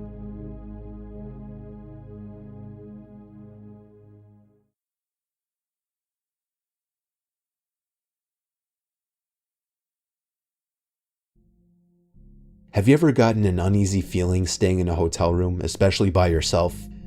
Likely not, and I also doubt you've ever been in a hotel room by yourself. But when I was a kid, I always got scared sleeping in hotel rooms. I would always keep looking back at the dark corners of the room every 20 seconds, thinking there would be somebody standing there. My fear not only drove me crazy, it drove my parents crazy, as I would always insist that I would sleep between them until I was around 9 or 10 years old. Anyway, eventually I had to grow up, or at least give off the impression, and started sleeping in my own bed or sharing the bed with my sister. Now I'm 24 years old, living on my own, and have to take a lot of business-related trips for my job. On one particular out-of-town trip, I was staying at a Comfort Inn in North Carolina, with all the expenses paid by my job, of course. I was in the area for a meeting with an office in a different town, and the inn was my home for the night. It was across the street from some big car dealership. That's all I remember about the surroundings. Anyway, I was off the next day, so I could look forward to just relaxing in the hotel and watching a couple movies. I was ironically watching the first Saw movie, and I swear, during the scene where Adam was hearing sounds in his apartment, my childhood paranoia started to come back for a bit, as I thought I heard little crackling type noises coming from inside the closet. Being 24, I told myself that I had to get over this nonsensical childish fear. I simply raised the volume on the movie and tried to ignore it. At the same time, I popped 2 sleeping pills into my mouth so that I'd be wiped out by the time the movie was over. Eventually, I flipped off the TV and rolled over onto my side to finally get some shut-eye. That was when the crackling noises became apparent again.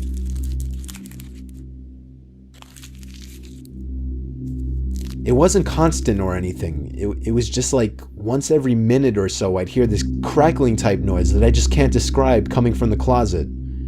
It wasn't happening too frequently to really bother me, and the sleeping pills were knocking me out at that point, so I was out within like 10 minutes. The next thing I remember, I woke to the sound of cloth being rustled around. I sprang to an upright position, but it was literally too dark to even see within a few feet in front of me. After I flipped on the bedside light, there I saw somebody dressed in all black with a hood over his head, probably 6'5", 250 pounds, rummaging through my bag. I screamed at the top of my lungs, and in response, he fled the room. He had stolen my wallet and my watch, but he had also created a lasting memory that only digs deeper into a very large childhood fear of mine. I have never heard a story about anything like this on the news or anything. So for something like this to happen to a person like me, somebody who had such an odd, specific fear as a child, was simply catastrophic to me.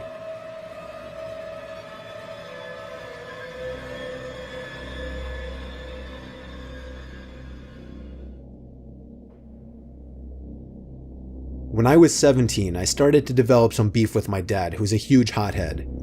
Tensions would grow worse through the years, and it got to the point that I would commonly have to leave for the night after getting into huge fights with my dad about personal things that I won't talk about. Sometimes I would stay at a friend's house or check into a hotel. It was May 9th, 2015. I was 21 years old, and after another huge scene back at home with my dad, I had to get out of there for my own good. I checked into a nearby hotel, the Quality Inn and Suites. It was literally half a mile from my house. I'd be throwing away a little less than $100 for it, but I had nowhere else to go. It was early this time around. Usually these outbursts happen around nighttime. It was like 4 o'clock, so I decided to just hang out by the outdoor pool and clear my head.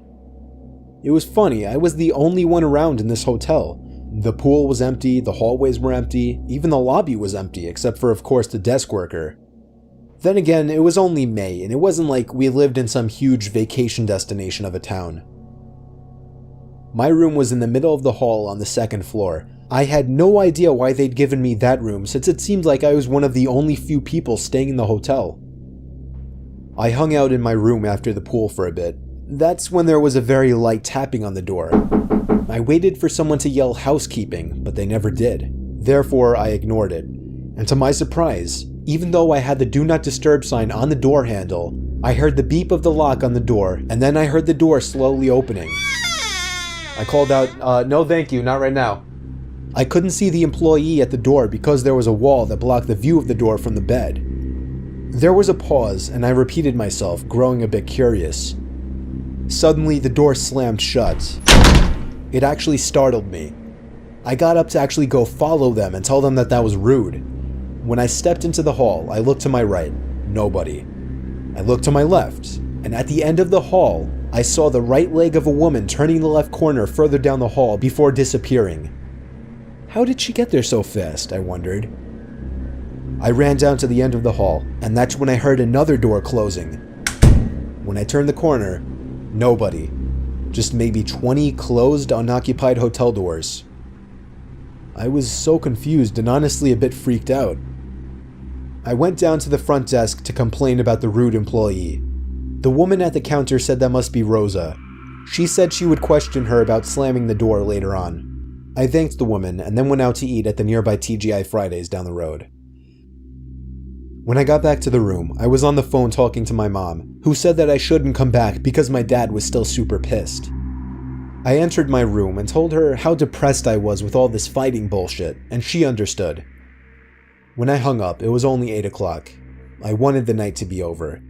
I brushed my teeth, watched a little TV, and went to sleep at around 9 o'clock.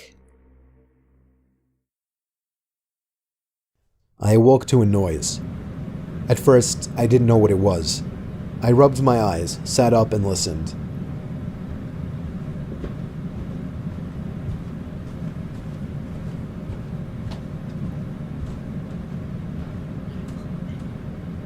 You have to let them in. There was somebody standing at the left edge of my bed, towering over me.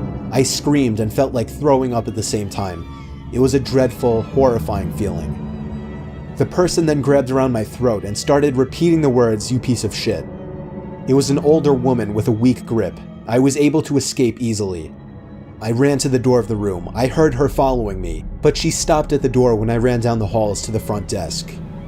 The woman at the front desk admitted that one of the employees had lost one of her master keys that had access to all of the rooms in the hotel, something they were obligated to report to the head of the hotel. I was furious. Of course, I got a refund, gave some info to the cops, and then went home that night, where my dad actually showed something close to sympathy after I explained what happened. Ever since, I've actually never had to leave the house for the night, and I hope it stays that way. Oh yeah, and I have absolutely no idea whatever became of that crazy nutcase woman that tried to kill me.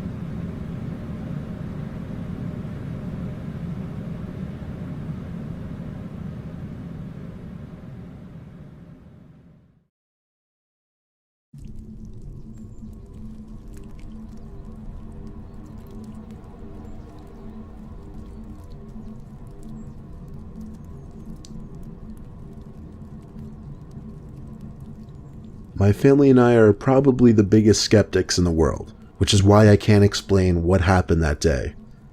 I went downstairs and my brother was in the kitchen. I grabbed a water and asked him if he believed in ghosts. He shook his head, but told me a story about something that he thinks may seem paranormal. Then I looked at him and asked, "Did you ever try to scare me when I came home from school?" I planned on asking that question to follow with my story. "Once," he said. Somehow that calmed me down, and I wasn't going to bring anything else up because I thought it was some kind of closure. He continued by saying, "But all I did was shoot a Nerf gun bullet at you while you were on the computer." I wish he didn't say that. That wasn't what happened to me in the 7th grade. I do remember him shooting a Nerf gun at me, but it felt inferior to what I was about to tell him. I continued to speak with him about the story that follows. It happened in middle school when I was in 7th grade and recently started off the new year. I came home that day and went to my bedroom where I sat in my bed and put in earbuds to watch YouTube videos. My mom had called me to tell me that my brother would be gone or would be leaving soon to go to a friend's house. My parents also worked late, which means I would be home alone. I was a very quiet kid when no one was around because I always had this fear that there could be someone in the house with me. If I didn't make much noise, then they couldn't find me, right? Who knew that suspicion could have possibly been true? I paused my YouTube video and headed to the bathroom. My house has a very weird layout. I'll try to explain what the important parts of this story looked like. If you were in my bathroom facing the door, you could step out and take a left, and my brother's room would be to your right at the end of the hallway, which is a short hallway. If you went right, you would reach the stairway that went down and stopped because there was a platform in the middle, and then you would walk in the same direction you came to get lower. The stairway leads to our main entrance of the house. We also have an alarm activated. If any doors or windows are opened, a box will immediately say which door has been used. I was in the bathroom and right about to flush the toilet when I heard a loud thud come from my brother's room. I assumed that he must be about to leave for his friend's house, so I flushed the toilet and got up to wash my hands. There were no more noises. The house felt still, but I felt like I was being listened to. I turned off the sink and walked over to the bathroom door to lock it. Something felt wrong. My stomach started to ache from fear. I felt like I was just being paranoid, but I also couldn't shake that weird feeling in my gut. So I waited for another noise. I didn't have my phone on me, so I couldn't text my brother. We had a house phone in there, but it made loud noises when you dialed, so I didn't want to risk it. Then I heard talking, which was definitely coming from my brother's room. But that was not my brother talking, and it couldn't have been my dad. The muttering was deep and low. It sent shivers down my spine.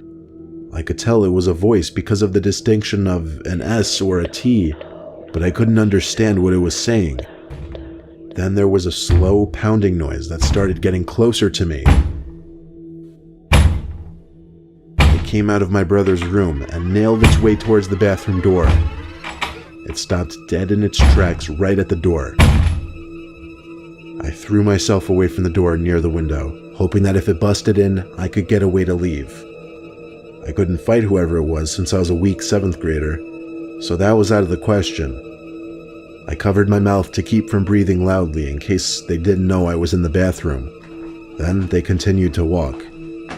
I could hear them making their way to the stairway, and then it stopped. I heard a loud crashing noise from what I thought was the middle platform of the stairs, and then again at the bottom. Then the muttering stopped, and the loud pounding made its way to the door. I heard the door open and close, and I heard the alarm go off for the door as well. I didn't know if it was safe or not, so I made my way to the door and rested my hand on the doorknob, still covering my mouth. To the left of me towards the ground is a laundry chute that led to our laundry room. If someone were to get from the main floor to the laundry room, it would definitely take over 30 seconds. But about 10 seconds after the door opened and closed, a vicious, jabbing noise pounded at the small laundry chute door. I stood there in awe, not sure what to do. It sounded like someone took the end of a broom and reached up there to stab at the door. I watched as the pounding of the door vibrated the small laundry chute door, hoping that it wouldn't bust open. Then it ended. I waited in the bathroom for what seemed like an eternity, and then quietly crept to my room to call my parents. No one picked up, so I waited for them to get home and held my door handle to make sure no one could get in since I didn't have a lock on it. When my parents got home, they didn't believe me. Soon after, my brother arrived, and he doubted me as well. Telling this again to my brother made his mouth drop. He continued to tell me that he used to hear things come from the attic that used to open up in his bedroom. I will honestly never forget that day. Me and my brother can't figure out who or what that was, and I try not to think too hard about it either. I still don't quite know what happened, and I may never know, but I want to.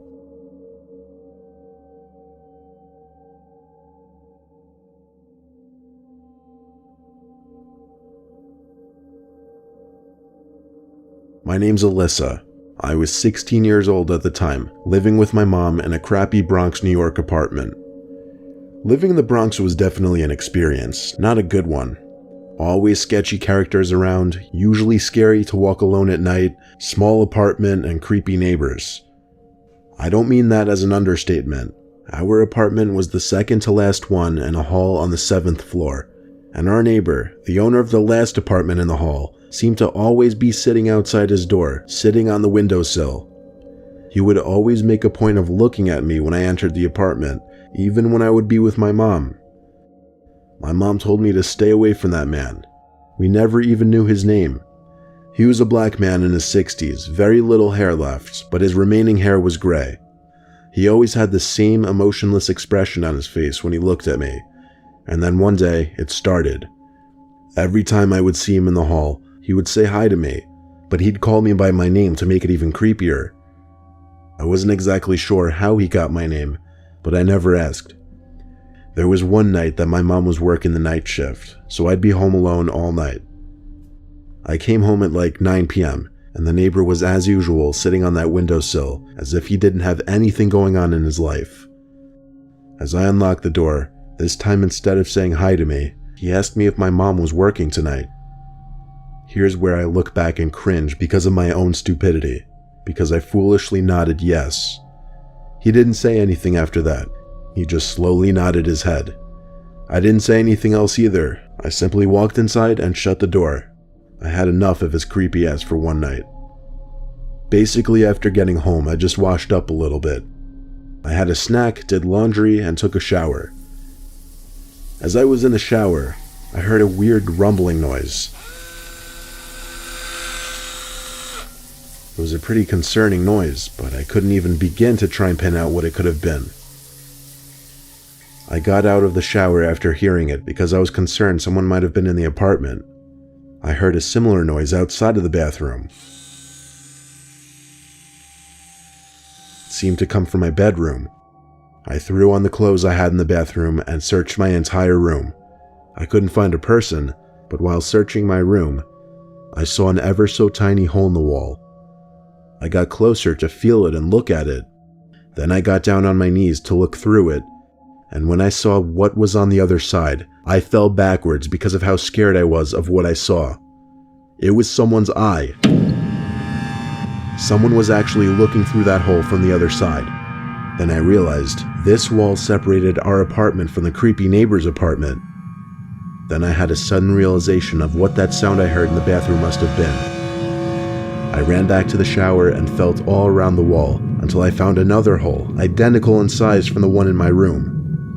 The neighbor drilled these two holes, maybe even more, to spy on me. I called my mom and told her, and as I was on the phone with her, there were knocks on the apartment door. It was the neighbor, and he kept yelling, "Open the door right now, I didn't drill those holes." My mom freaked out and told me to call the cops, and she'd try to get home ASAP. One good thing about the Bronx, police response time is fast, and there were cops at my apartment door in under 5 minutes. My mom was home half an hour later. My mom pressed charges for stalking, invasion of privacy, and criminal mischief. The apartment building also evicted the man and patched up the holes at the man's expense.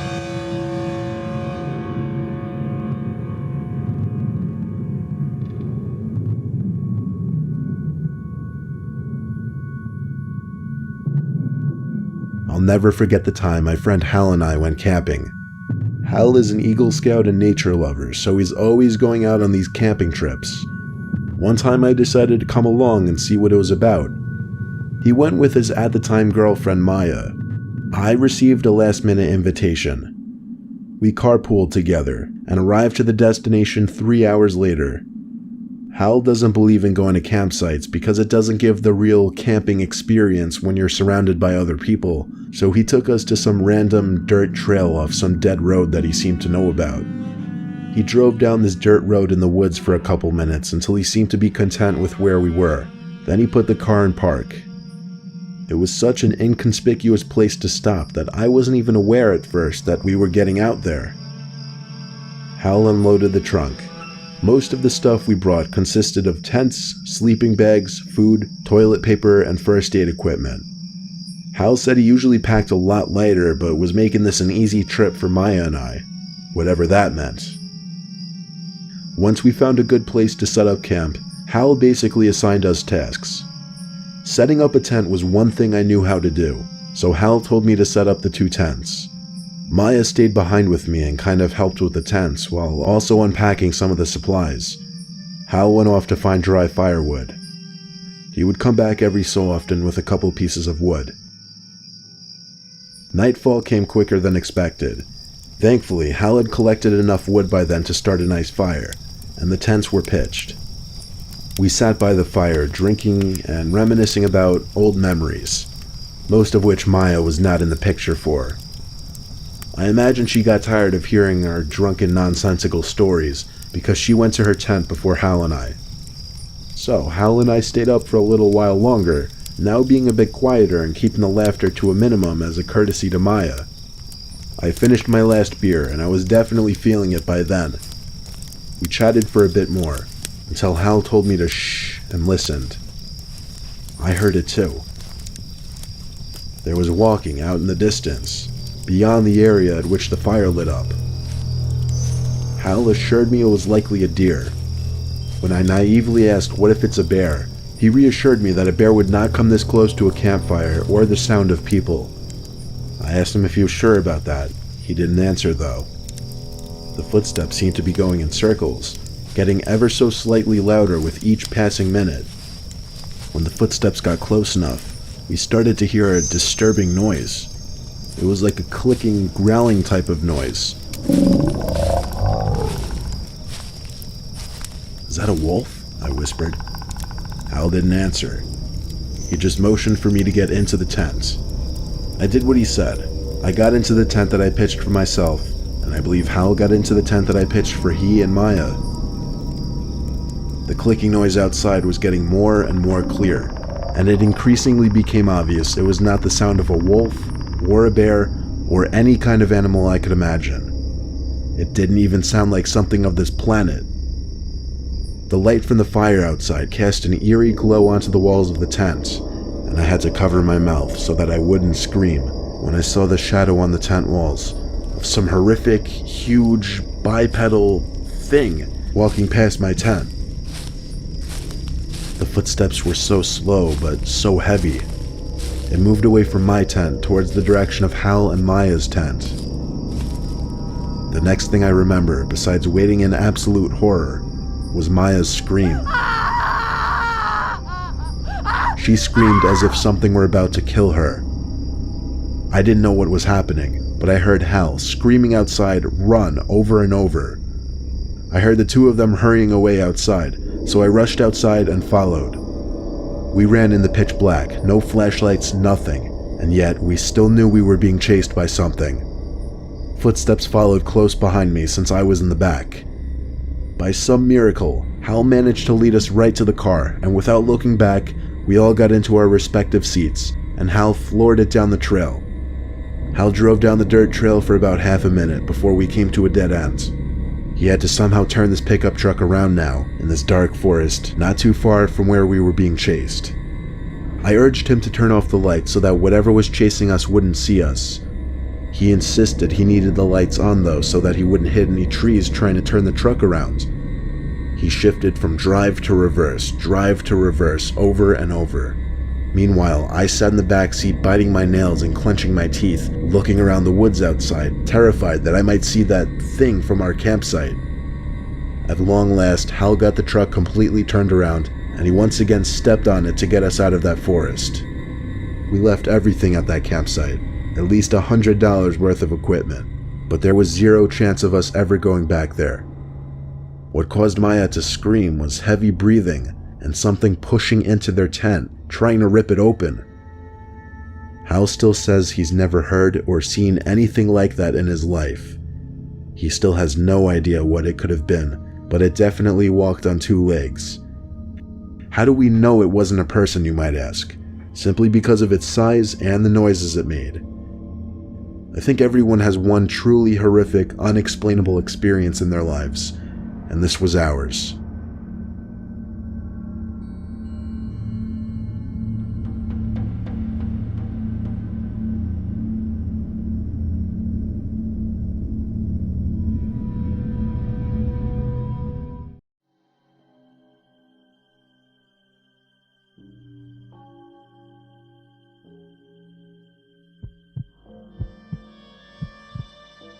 A few months ago, I treated my girlfriend to a vacation in Paris.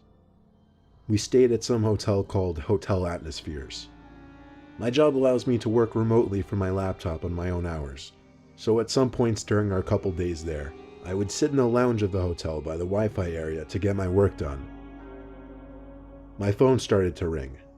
It was my girlfriend calling me.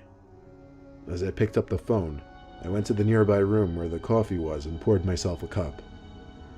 My girlfriend was calling me from the room, talking about the things we should do that day. When I walked back to the lounge area where I left my laptop, I got a sickly feeling when I realized it wasn't there anymore. I went first thing to the lady at the front desk to ask her if she'd seen anyone leave the lounge area with a laptop. She apologized and said she hadn't seen anyone. I asked her to check the cameras, to which she responded with there not being any cameras in the lounge area, and that she was also not in control of the footage that the cameras caught. She would have to get in contact with her manager, who was not working that day. She offered I submit a lost or stolen property form. I was absolutely disgusted with the service, and planned on having a word with the manager the next day. I had no choice but to go back to our room and angrily vent to my girlfriend. She tried calming me down, saying there was nothing we could do about it, and that it was best we just go out and enjoy the vacation I was paying for. As angry as I was, I had to accept that she had a point. We both turned off notifications on our phones so we wouldn't be distracted, something we usually did on vacation. Then we went out and explored a great amount of the city, did a little bar hopping, then got back to our hotel late at night. It wasn't until we finally crashed into bed that I opened my phone to check for new emails and texts and such, since I couldn't do that on my laptop now. When I was going through my email, I realized every single email I'd received that day was opened. This included emails from work and a couple relatives. I started to panic because I knew how much delicate information I had in not just my email account, but my whole computer, which was signed in when I left it.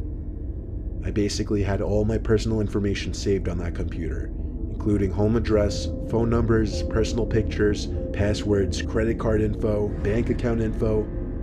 I was a fool for leaving it unattended to for even a minute. I immediately changed all the passwords to my emails and other important accounts. That didn't matter for what was about to come, though. After opening my messages app to check my texts since I hadn't been all day, I noticed text from an unknown number. It was a bunch of pictures that were saved on my computer. Bad, personal pictures that I wouldn't ever want anyone to see. Then there were pictures I didn't remember taking, pictures of a hotel hallway and a hotel door. It was our hotel door. There was also a picture of me standing at the front desk talking to the lady about my missing laptop. It was taken from behind the glass door at the entrance of the hotel. Under all of the pictures was a text saying, "I have all of your info, including your address and your current hotel room. This was sent using an untraceable phone number. Don't bother contacting the police." The rest of the message basically demanded I pay a certain amount of Bitcoin to a specific Bitcoin wallet address, or else. It literally said "or else." I'm not even fabricating this. I didn't know what else to do besides show my girlfriend the messages, as well as the embarrassing pictures. She started to panic more than me, and she honestly just made me even more tense. I left the room to go to the bathroom to think. He was asking for $1,000 worth of Bitcoin, but even if I paid that, I had no reassurance that this person wouldn't share those pictures or keep my laptop or do God knows whatever or else meant. I decided I wouldn't pay the ransom. My girlfriend agreed with my decision when I went back to bed. Of course, I was not tired at all anymore, neither was my girlfriend. We sat up, leaning on the headboard of the bed, talking, thinking, and worrying for a couple hours. Then there was a knock at the window of our hotel room. We both gasped, while my girlfriend more so let out a short scream. I turned off the lamp so that whoever was out there couldn't see in. I also shut the shade completely. I didn't bother trying to look out there to see who it was. I assured my girlfriend we were safe though. She whispered we should call the cops or inform the front desk. I told her we would if the problem persisted. I then told her to go to sleep. Meanwhile, I stood in the middle of the room watching over her while also looking back at the window. I got a text. I looked at my phone and it said, "I'm looking into your room right now. I'm not playing games." Then there was another knock at the window. I decided to just grow a pair for a couple seconds and open the shade to see who was out there. I pulled the shade open. I couldn't see who it was, but there was someone standing on the other side of the glass looking in. My girlfriend screamed. I told her shh as I pulled it back shut. We packed our things and went to the front desk, telling the lady about the whole situation and requesting another room on one of the upper level floors. She said she would alert the authorities and gave us a room card to another room on the 3rd floor. For the rest of the night, we slept close together. Well, I didn't sleep. I was awake all night waiting for a knock at the door. Morning came and the manager was in, so she took a look at the footage from the previous night, and of course, some guy with a baseball cap covering 90% of his face went into the lounge as soon as I left it to get coffee, then walked out with my laptop. There was only one camera that actually caught the man in the act. She said she would forward all video footage with that man over to the police. We were out of there. I blocked the number that was texting me. I had to accept defeat, but I didn't want to think about it anymore. There was nothing I could do about where those pictures would end up or some random person having my address. I canceled my credit cards and changed my passwords. There wasn't much else that creep could do. However, what really motivated me to share this story with the internet was the fact that 3 days ago, I got a letter in the mail without a return address. It was addressed to me, and it was a short, straight-to-the-point note saying, "I hope you haven't forgotten. I have all of your information still." It was a horrible reminder that someone out there with bad intentions has not only my address, but my pictures, my phone number, and my name. I've been sleeping with one eye open these past few nights. If anything happens, I will update.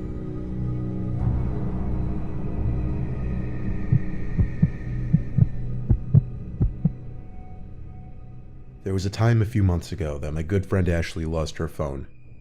I'm her best guy friend, so she hit me up on her sister's phone when she realized that whoever had her phone was reading her messages but not responding. I practically reprimanded her for not having a password on her phone. I suggested using Find My iPhone, but she didn't even have that enabled for whatever reason. I met up with her and decided to text her number. I sent a text saying, "Please return my friend's lost phone." Within seconds, it said the person read my text, but they didn't respond. So a minute later, I sent a more aggressive follow-up text. I said, "We can see that you're reading our messages. If you don't respond, we will brick the phone, track it, and it will be useless to you. Please return it now." The person read it right away and said, "Good luck." This infuriated me. I tried to respond, but apparently the person turned off the phone. There wasn't anything we could do now. She had Find My iPhone off, so we couldn't even report it as lost. I tried to make her feel better and took her out for dinner. When we got back to her house, a light upstairs was on and the garage door was open. "Are your parents home?" I asked her. "Maybe," she said. but they weren't supposed to be back from their trip until the next day.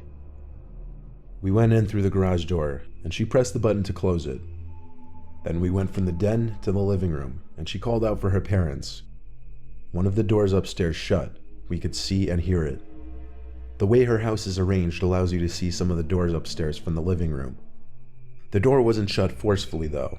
It was shut quietly and softly. Ashley looked at me, and I could see fear in her expression. I told her wait there, I'd go upstairs and check. So I went slowly up the stairs, down the little walkway, got to the door, looked down at Ashley one more time, then opened it. The room was dark now. I looked for the light switch in the room, but couldn't find it.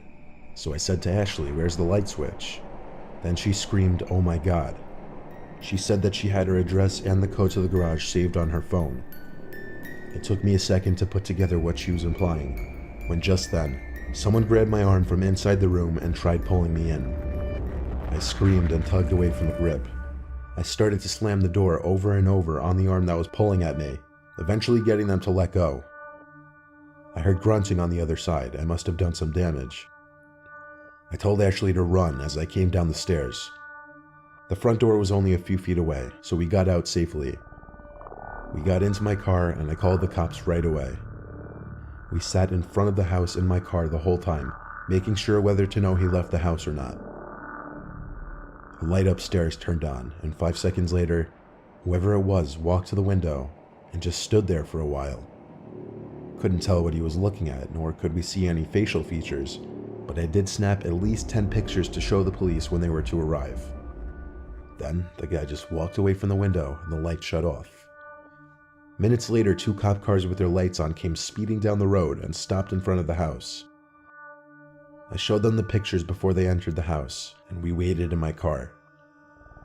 The cops were in there a long time. They did a seriously thorough investigation of the house. They came back out to assure us it was safe to go back in. We thought for sure they would be able to track the phone now that it was used as part of a crime, but to our surprise, they said there really wasn't anything they could do without Find My iPhone enabled, or the phone actually being on for that matter. All they said we could and should do was change the code for the garage lock. I had to figure out how to do that for her, but still after that, I let Ashley sleep in my house that night. And when her parents got back the next day, she felt a lot safer. She got a new phone the next day, and we never pursued finding her stolen phone any further.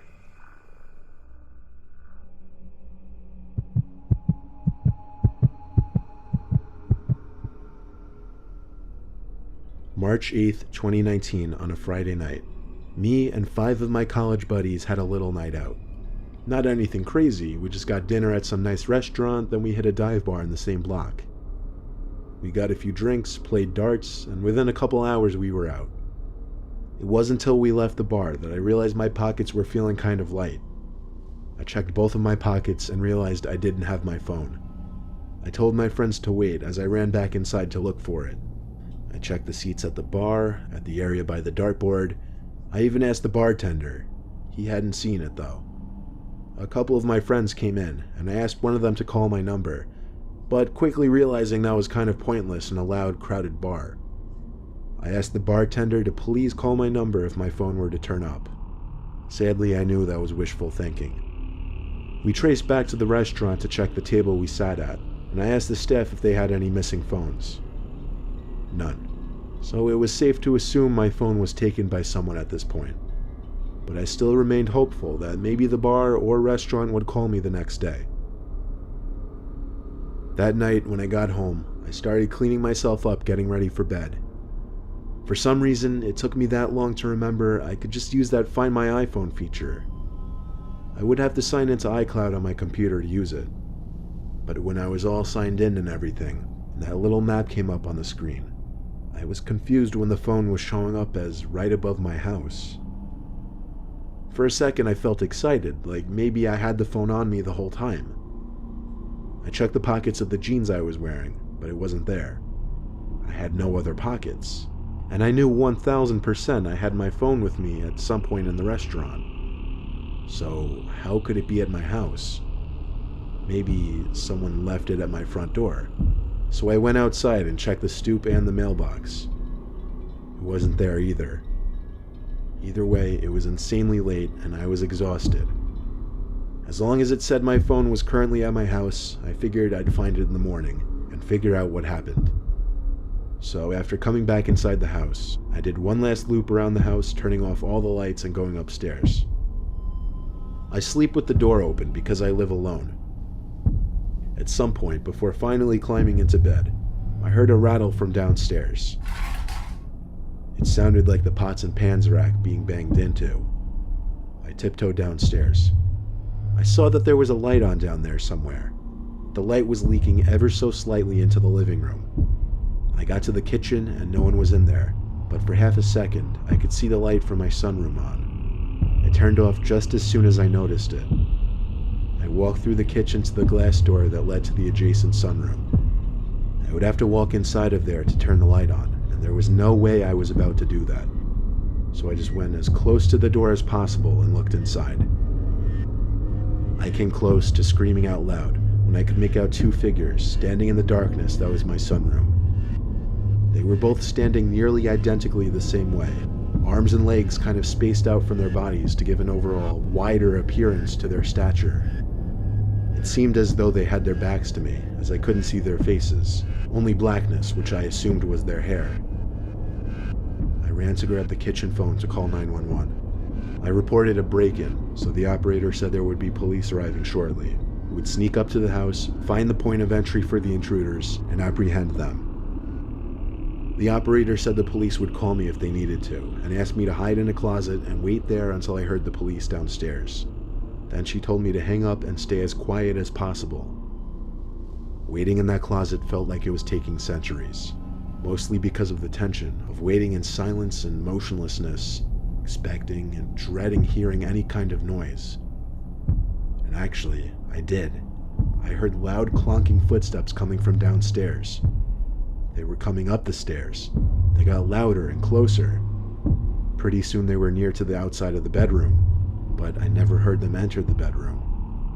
I heard doors opening, doors to every room upstairs, until finally the door to the bedroom I was in opened.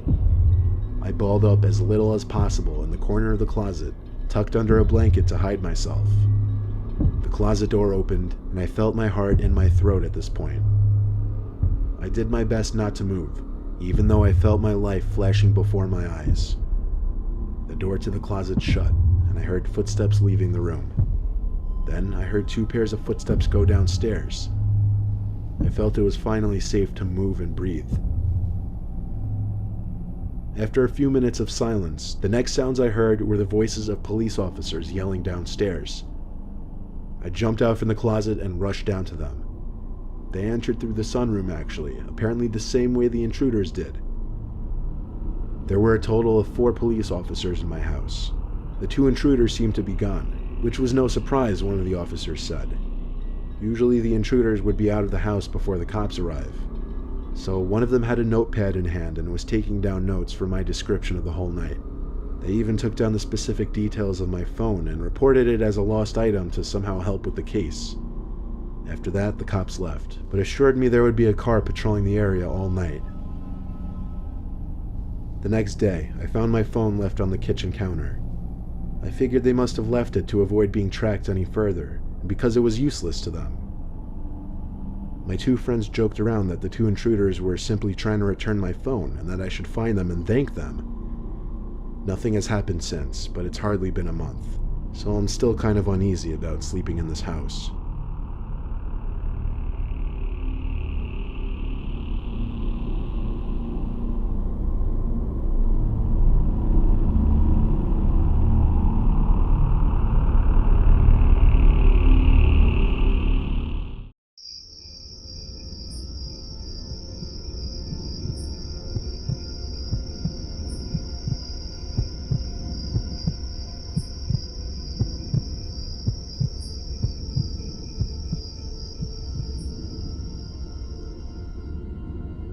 Every so often when we were little, our parents would go away for a weekend while our Uncle Ron would watch us. Our Uncle Ron has been single his whole life, but he always loved kids, so he always happily did it. One Friday night, the same night our parents left town, We were all watching Titanic during a monster snowstorm. Me, my 2 brothers, my older sister, and our Uncle Ron. I remember certain parts of this night so vividly, but other parts I just draw blanks. I do remember, however, that the power flicked off briefly, and we had to reset the VCR to get back to where we were in the movie. Shortly after that, our Uncle Ron was fast asleep. We let him sleep while we kept watching the movie. It was at the part where Rose was running with the axe back to the room that Jack was trapped in. One of my brothers was coming back from the bathroom, and on his way, he went outside for whatever reason, likely just to look at the snow. He came back inside yelling for us to come take a look at something. Starved for a little excitement, I guess, the 3 of us ran to the back door. We could see what he was talking about now. There was a set of footprints in the snow. It led from the back door, then to the window, and then back in the direction of the yard and woods. To make the matter even more eerie, he said he heard the back doorknob turn. Our sister, even though she was the oldest by 3 years, ran inside freaking out. My brothers and I, on the other hand, were kind of excited by it and wanted to follow the footprints. Our sister was threatening to wake up our Uncle Ron as she saw us putting our coats and boots on, but I convinced her it'd be fine and we weren't going too far, and that we'd be together. She went back to the living room to watch the movie without us while we all marched out into the cold snowstorm, following the footprints that were quickly filling in with new snow. The footprints led to the woods in the backyard. The deeper into the woods we got, the deeper the footprints were. We weren't sure if that was because less snow was falling to the ground under the trees, or because the footprints were fresher. We were following those footprints for a while, until finally, we saw where they were leading to. A cabin literally tucked away in the woods. It was dark inside though. No light was emitting from the windows. The footsteps led to the front door of the cabin, but we didn't dare go up to it. Instead, we crept over to the closest window to peer inside. It was too dark to see anything inside though, but we noticed it wasn't actually a glass window. It was just a screen. Then there were 2 thumps from inside of the cabin, and then the sound of something sliding. We didn't see what caused the sound though. Suddenly, one of my brothers screamed and pointed behind us. We turned to see a head poking out from another window of the cabin, but it was so dark all we could see was blackness, no features. Then the head disappeared from view as we heard rapid thumping sounds inside of the cabin, and then the front door to the cabin burst open. We all screamed and ran for our dear lives back in the direction of the house, following the footprints.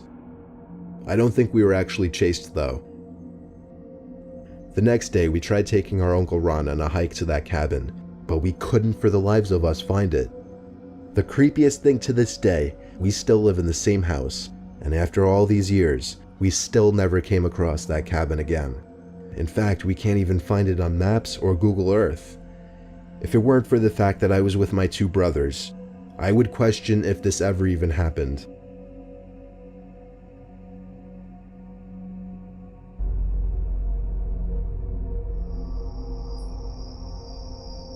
My friends, who I'll refer to as S and J, came along with me on a little camping trip near Blue Mountain National Park.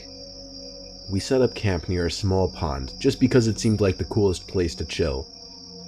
The point of this whole trip was mainly just to get out, drink a bunch of beers with friends, and chill. I cracked open my second Budweiser, laughing it up with S and J, talking about some of our other friends with music playing in the background, overall just having a good time. Then, however, I saw S reach over for the speaker and turn it down all the way, and then shushed us and pointed out to the pond. S whispered, "Do you guys see that?" Jay and I looked out to the pond. The campfire had a glow that partially reflected on the pond water, but even yet, I couldn't see what he was pointing at. S whispered, "There's something in the water." I went into the tent to get the flashlight from my bag. When I came out, S said don't, but I turned it on anyway and aimed it at the pond.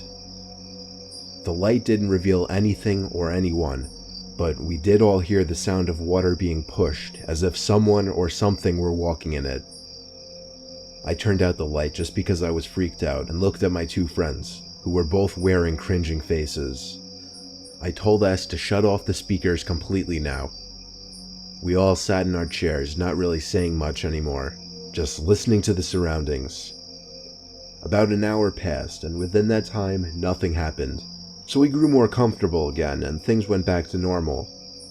Eventually, I went to my tent, and S and J went to the tent that they'd be sharing, and we all went to sleep. Now that I was alone with my thoughts, however, I started thinking of that thing that S said was in the water. He never actually described what it looked like, if it was an animal or a person. My sense of hearing was heightened as I was in a state of alert, and because of that, I heard something from the woods. I sat up, since that always seems to help with concentration. I needed to hear one more sound before I could confirm something wasn't right. There was the sound again, much closer now, and I was able to confirm it was a foot hitting the ground. Whether it was a person's foot or an animal's foot was still unclear, however. I heard another footstep, this time much closer. It was clear someone or something was sneaking around our campsite. There was one final footstep. It was really close to the tent. I started texting S, but I was only able to type out the words, "There's something," before the gut-wrenching, blood-curdling scream pierced through the walls of the tent. I couldn't tell if it was the scream of a man or a woman. It's hard to explain, but it was deep enough where it could be a man, but not so deep to the point that it couldn't be a woman. The scream lasted about 5 seconds. Then there was silence. I didn't know if I should get out, call for my friends, or stay silent. I texted S, "Dude, we have to run." He responded, "What was that?" I didn't answer right away. Instead, I tried to think of what we could do. But pretty soon, S texted me again, saying the coast is clear, run for the car. I grabbed the keys from my bag, opened the zipper to the tent, and sprinted to the car, which luckily was only about 30 seconds away. We stayed in the car all night and went back the next morning for our stuff, which luckily was all still there. Still have no idea who, or even dare I say what that thing was at our campsite that night.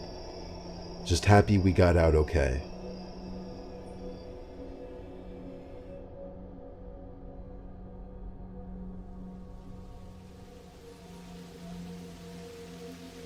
Skipping most of the background of the story, I once found myself walking through the woods during a slight drizzle. All I had on me was my backpack with a spare pair of pants, a flashlight, a tripod and camera, and some granola bars. I'm a photographer and video editor, and I was recording footage of a forest during rain, a river during rain, and snagging some pictures as well. Long story short, I found myself lost, trying to find my car. It was the worst day of my life. I was panicking, stressed, screaming to myself in anger, just wanting to find the car. I'd say an hour after getting lost, I started to pick up on noises around me. I don't mean multiple noises at once. I mean at times I'd hear the same noise, just on different sides of me. The noise was footsteps, undeniably. I was starting to panic that I was being hunted by a bear. That was only at first, though. I slowed down to quiet my own footsteps so I would more likely hear where the other footsteps were, and when I did, I turned my head as quickly as possible in that direction. I saw half a person's body jumping behind a tree. Instead of calling out something or confronting them, I did what I still think was the smart thing. I walked away fast, playing it off like I didn't see him.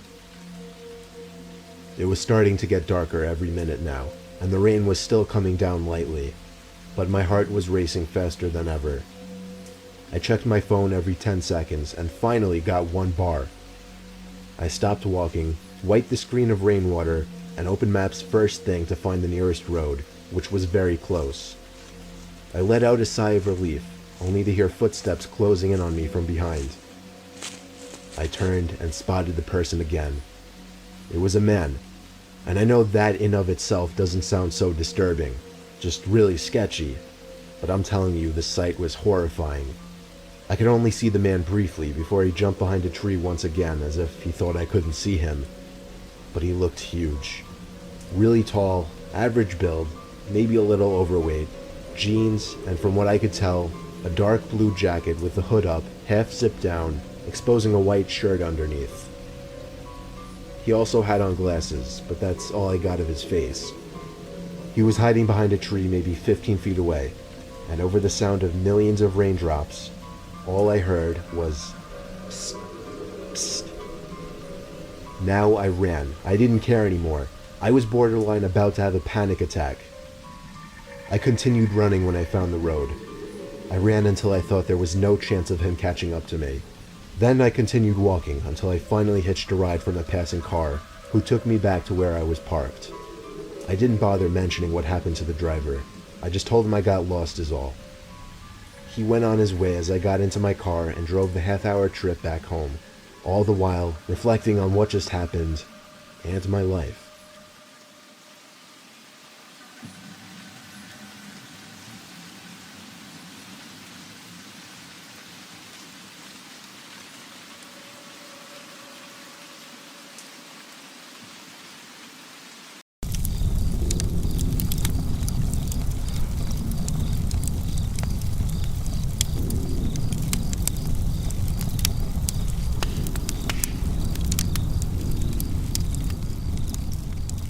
I used to play basketball back in high school.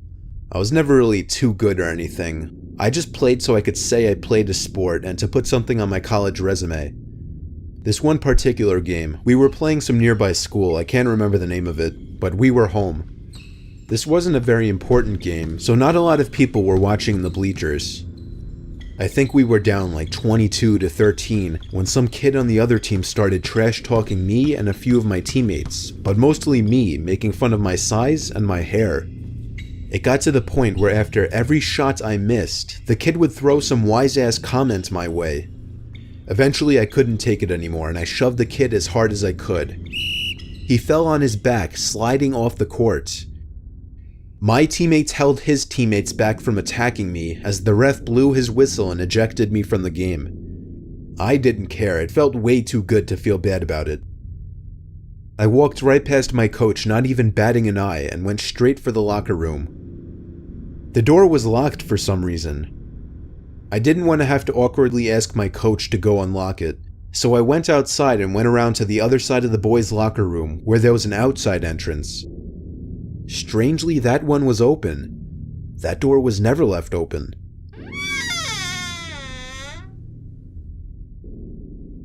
As I stepped into the locker room, I realized it was as cold in there as it was outside.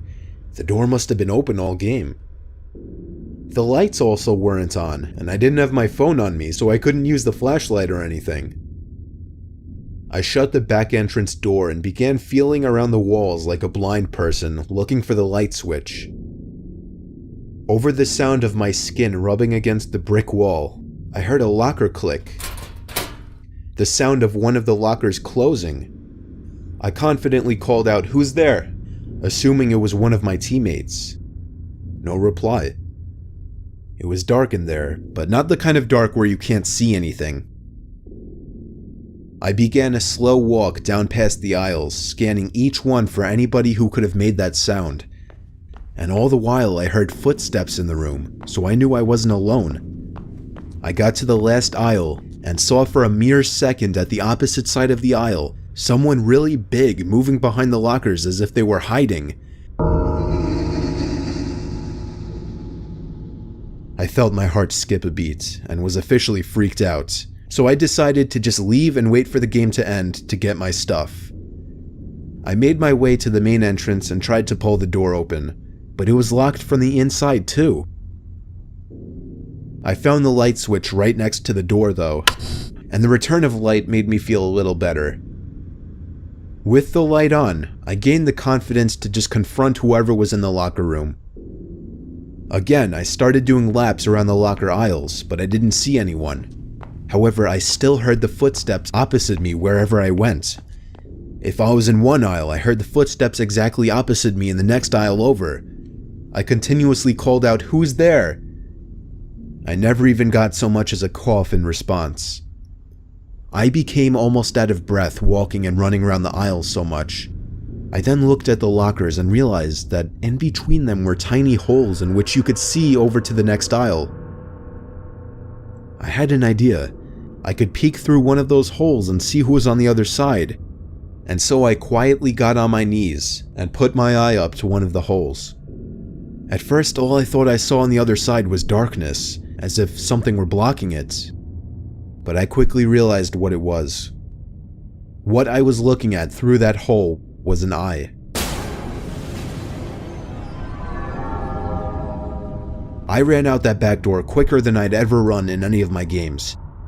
When I went up to my coach, who understandably looked annoyed at me, I told him there was someone in the locker room. At first he assumed it was just the janitor, but after I convinced him it wasn't, he looked at me with a look on his face that told me he believed me. After the next call, he told the refs to pause the game, that there might be an intruder in the locker room. Half of my team and the coach went in to investigate, but by that time whoever was in there was gone. I didn't feel stupid or anything, as everyone seemed to believe me. I mean, the room was freezing and the back door was still open, for crying out loud. What we did find out at the end of the game, however, was that 4 of my teammates were missing their clothes from their lockers. All of them from the freshman locker aisle. I think I figured out what kind of person I was in that locker room with, and I'm just happy I never caught him.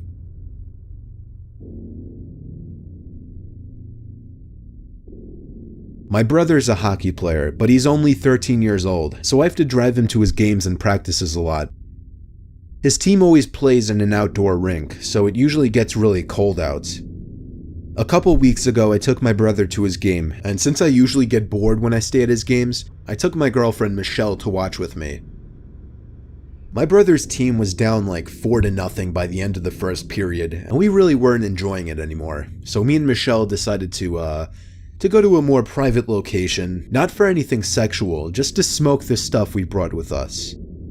She's not a big smoker, but I'm usually able to convince her to light up with me. The park that this rink is in is very foresty. About half of it is nothing but dense forest. Locals call it the Burning Woods for obvious reasons. Me and Michelle found a good spot behind a few big trees, and a few moments later, after lighting the bowl, we heard footsteps approaching us. I put the lighter and pipe away quicker than I even had time to think about it. We heard a chuckle as 2 guys lower to mid-20s came into light.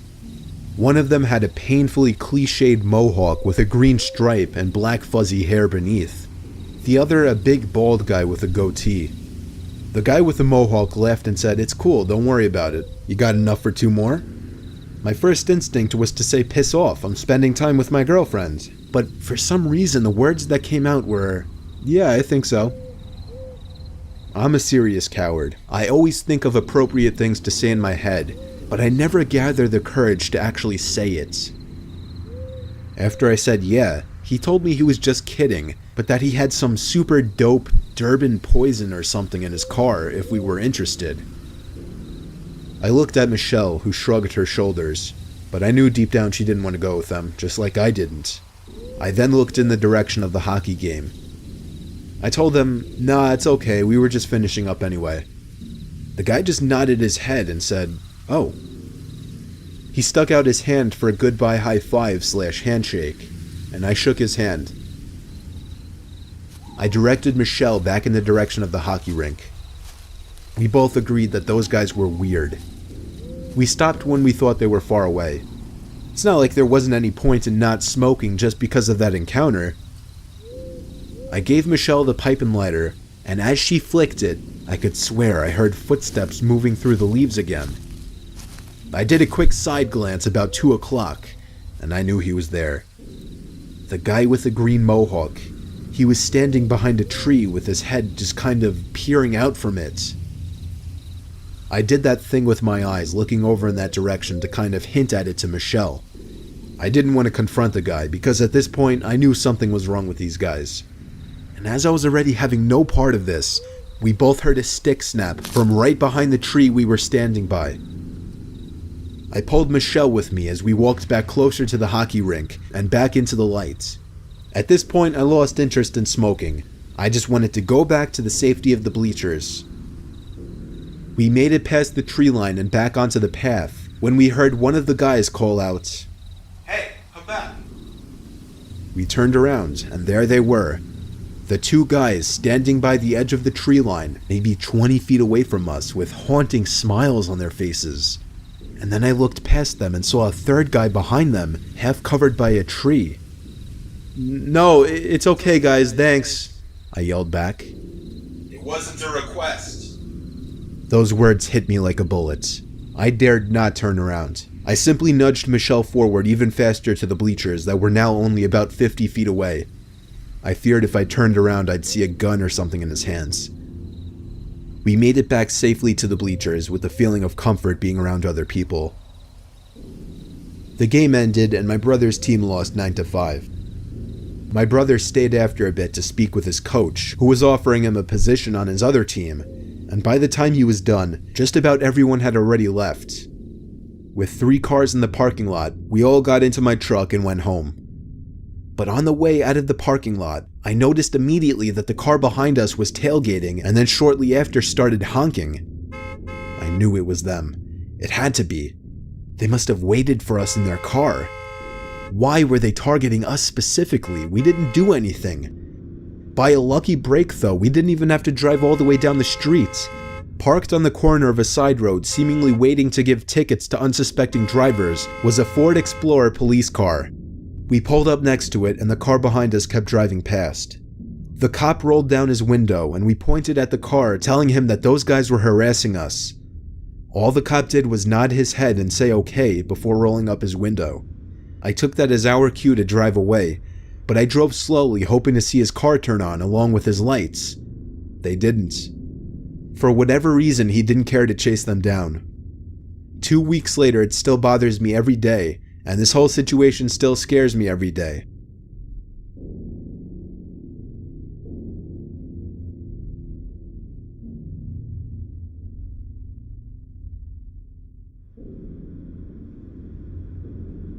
All my life, I'll never forget this experience.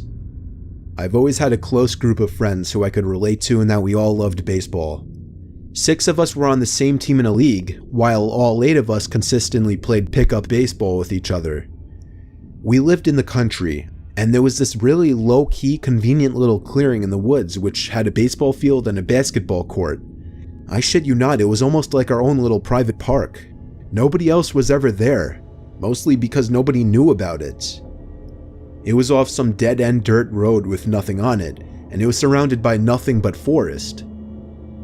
We were all 11 or 12 years old at the time, and living in the country you tend to have parents who are a little more lenient with letting you out unsupervised. At least that's how it was for us. This field was about a quarter mile away from my house, so I always walked with my baseball bag containing my bat, glove, and a few extra balls. This was the day that ruined it for our whole group in this park. It was a Friday night, middle of July, so the sky was turning that deep orange as the sun was setting. That meant our game had to be wrapping up soon. I was coincidentally up at bat when 2 of my friends who were out at field pointed to something. We all turned and saw a huge group of men entering the little clearing and sitting down on a nearby bench. There were 6 men. I guess thinking back now, I'd say they were in their 20s or 30s at the time. I wouldn't say that they had a gang-like appearance, but they sure didn't look like guys you'd want to run into in a dark alley. The disturbing part was that they all either sat or stood there just watching our group playing baseball, and I could see and hear them laughing and making a lot of noise. We all looked at each other and kind of mutually agreed to pack up, since it was getting late anyway. As we all started putting our stuff in our bags, they all started calling out, "Aw, don't leave." As we all high-fived each other saying our goodbyes, we looked back at the bench, and we got scared when we saw all 6 men were now standing up, still watching us. You may think this sounds dumb, how a group of 8 kids would get scared because some people entered a park, but you don't understand the way they were intently staring at us. Now here was the bad part. I usually tended to walk alone since my house was in a different direction of everyone else. I asked my friend Jordan to kind of escort me out of the clearing and to the dirt path that I walked on just so it wouldn't be so obvious that I'm walking alone. Then I gave him a high five and we went our separate ways. It was getting really dark now, in the woods especially. That's why I always kept a flashlight in my baseball bag. Every click and every snap in the woods made me shine my light over in paranoia. My heart was actually racing. I just wanted to get home safely and get to my nice warm bed. Each step in the dirt seemed to become louder and louder as I became more sensitive to the sounds around me. I felt sweat dripping down my cheek as I heard laughter and screaming in the near distance, not of my friends but of grown men. I picked up the pace, thus causing a few of the spare baseballs to fall out of my bag, which I had apparently forgotten to zip up. I sighed in annoyed breath, dropped the bag, and hurriedly looked for the balls with my flashlight. The subsequent snapping of leaves and twigs from behind me made my heart drop. I turned and shined my light to reveal a tall man in a black hooded sweatshirt with the hood covering his face, inching his way closer to me. Only after I revealed him in the light, he wasn't inching anymore. He was full on running toward me. I felt life almost escape me as I ran for my life, dropping the flashlight and leaving all my baseball gear behind. I could hear my chaser behind me all the way until I saw the light from my house. I screamed for my mom and dad, and that's when I heard my chaser turn around. My mom and dad were hysterical in reaction to what I told them, and called all 7 of my friends' parents asking if their kids were alright and explaining the situation. Thankfully, all of my friends made it home okay that night, though my friend Jordan was actually followed briefly as well. He told me he wasn't chased after he started running though. After this incident, all of our parents stopped allowing us to go to that field. We still live in the same house, and it still makes me a bit uncomfortable knowing that one of those men, therefore all of them, know where I live.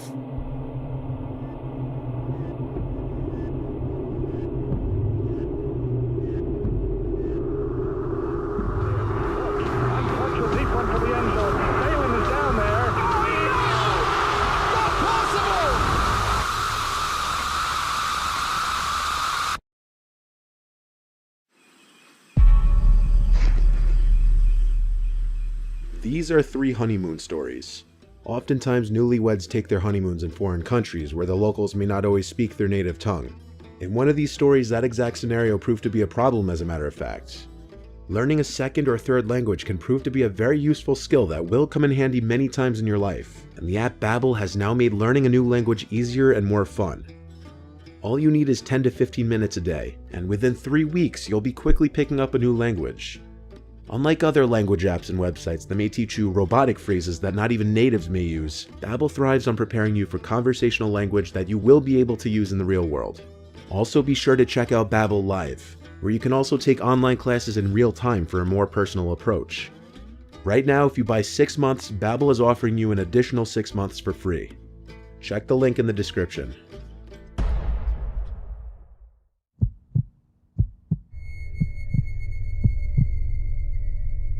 For my wife and I's honeymoon, we went to Hawaii.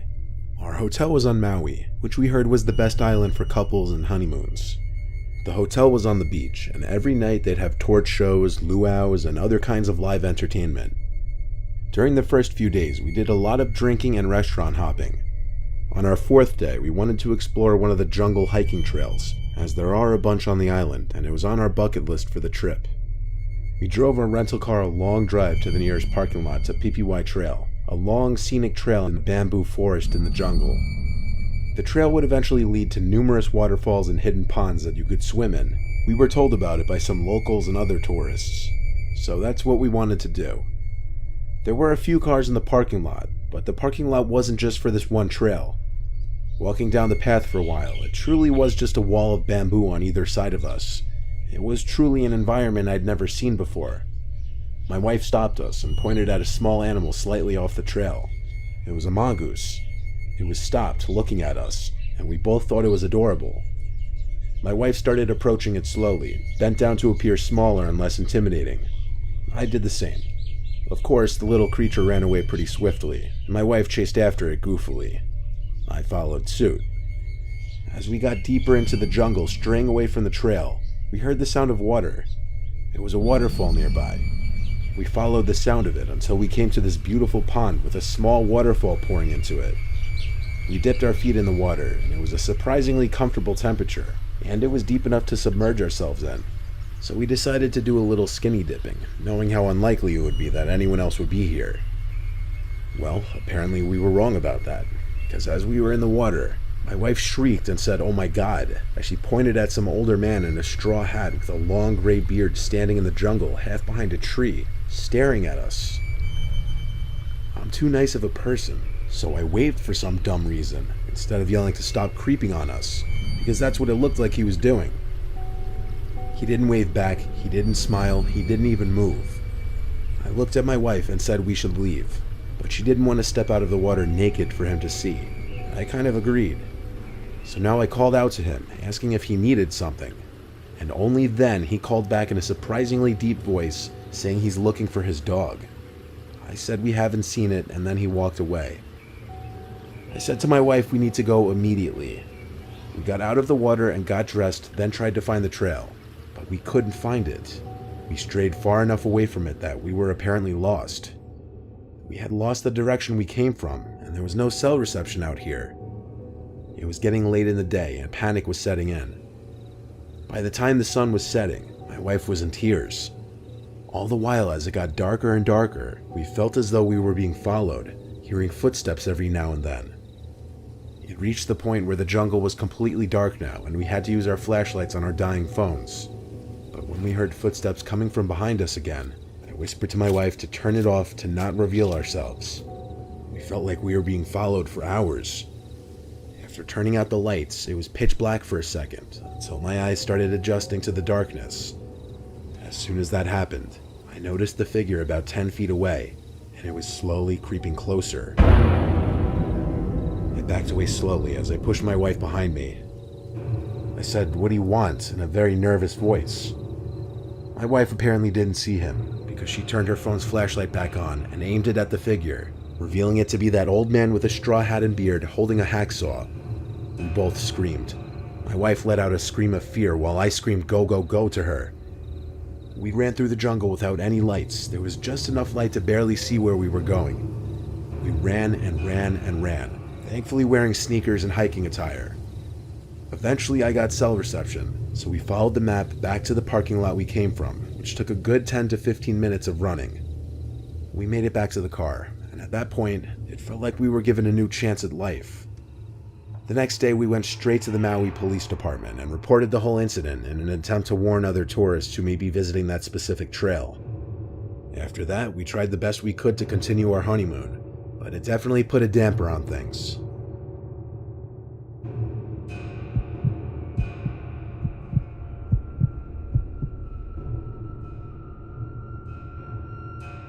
My honeymoon was in Sicily.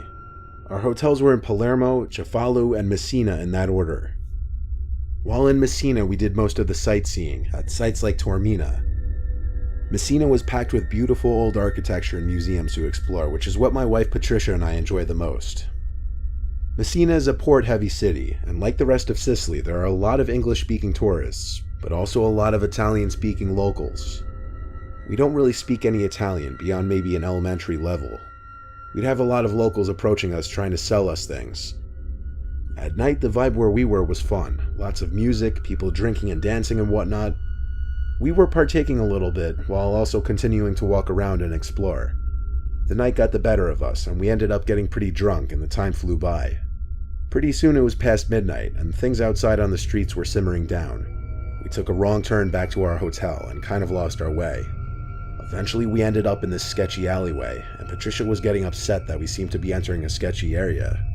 I put my arm around her to make her feel safer.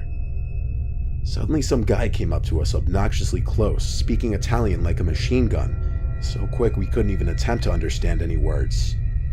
We couldn't tell if he was angry or concerned, but he seemed frantic. He kept saying this word phantasma. At that moment, I didn't know what that word meant.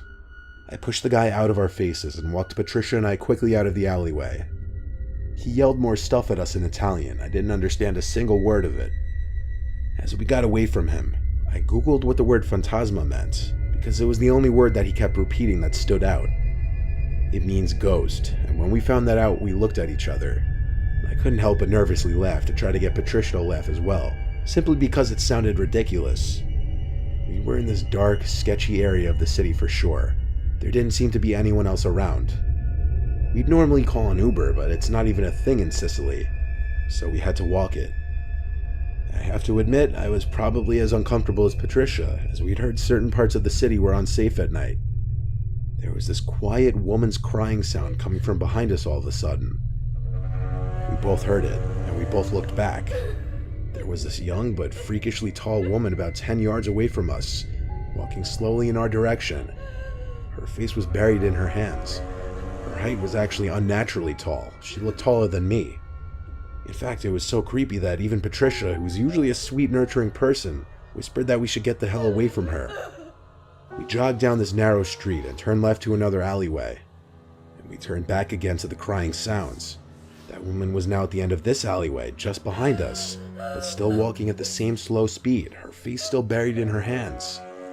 It felt like we were in this channel of alleyways and narrow one-way streets, and every time we turned, we'd still hear the crying behind us. It only stopped when we made it back to, I guess, what you'd call one of the main roads with other civilian traffic besides us. From there, we simply walked back to the hotel. Patricia kept insisting what we saw was a ghost, and every time she said it, it gave me chills. This story doesn't do it any justice in explaining just how disturbing seeing that tall, lanky woman walking towards us in that alleyway was. Not to mention that guys say the word ghost in Italian over and over. I'm not ruling it out as some kind of crazy over-the-top joke. For all I know, we ended up on some Italian YouTube prank channel. But Patricia insists on believing it was actually a ghost we saw, and it still gives me chills thinking about that possibility.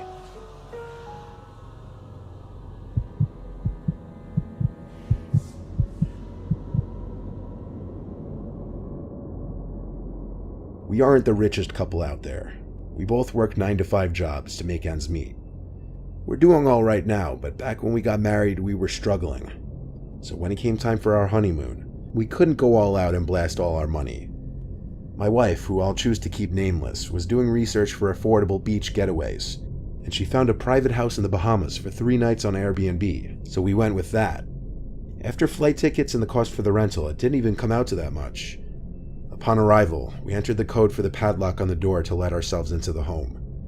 It had a spacious living room and kitchen, a large bedroom, 1 bathroom, and a big back deck that led to the private beach.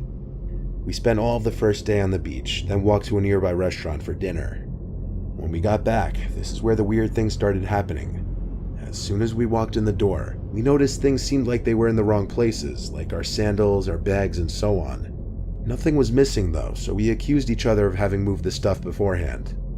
We jumped in the hot tub that was on the back deck for a while, until we both heard something from inside the house, like a bang or a door closing. I got out from the hot tub to check, dripping all over the floor of the house. All the doors were closed though. I didn't remember if they were open earlier or not.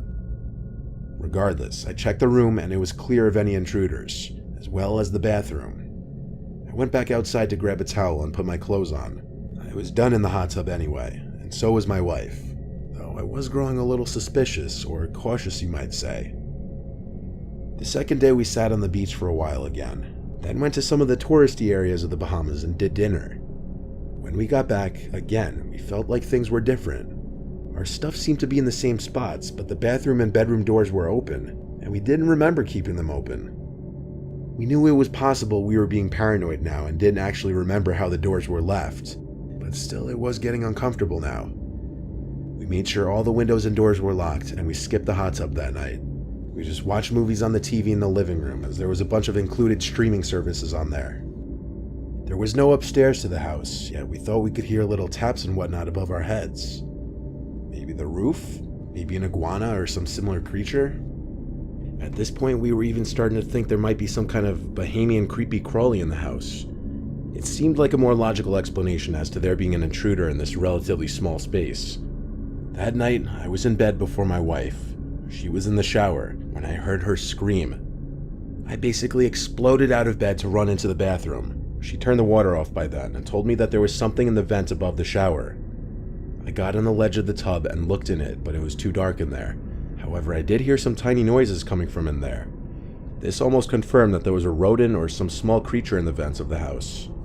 Still, we had one more day, it wasn't our problem. We went to bed together.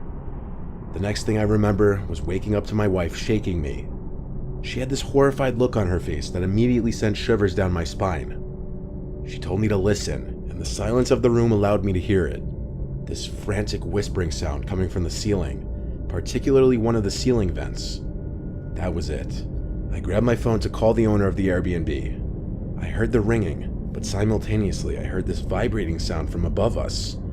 Immediately I started to think, wait, is there an upstairs that the owner is living in? The vibrating above us stopped almost as quickly as it started, but the call was still ringing on my end. Curiously, I took my phone's flashlight and aimed it up through the vents, and for just a split second, I saw someone looking down through the vent into the room. Most notably, I saw their eyes. We packed all of our important stuff as quickly as we could. It took all of about 30 seconds and we were out the front door. We ran through the sandy dirt road until we came to a street, then we stopped to catch our breaths.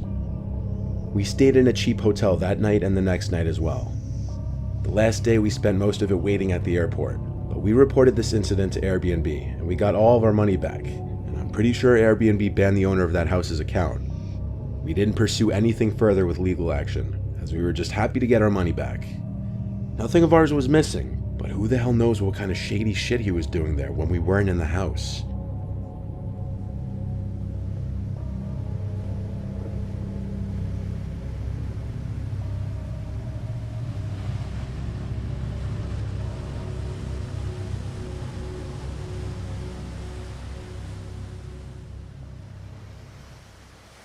This is one of my favorite topics that I've covered in the past. New house stories, in which unsuspecting people who just moved into their new homes discover something or perhaps someone that shouldn't be there.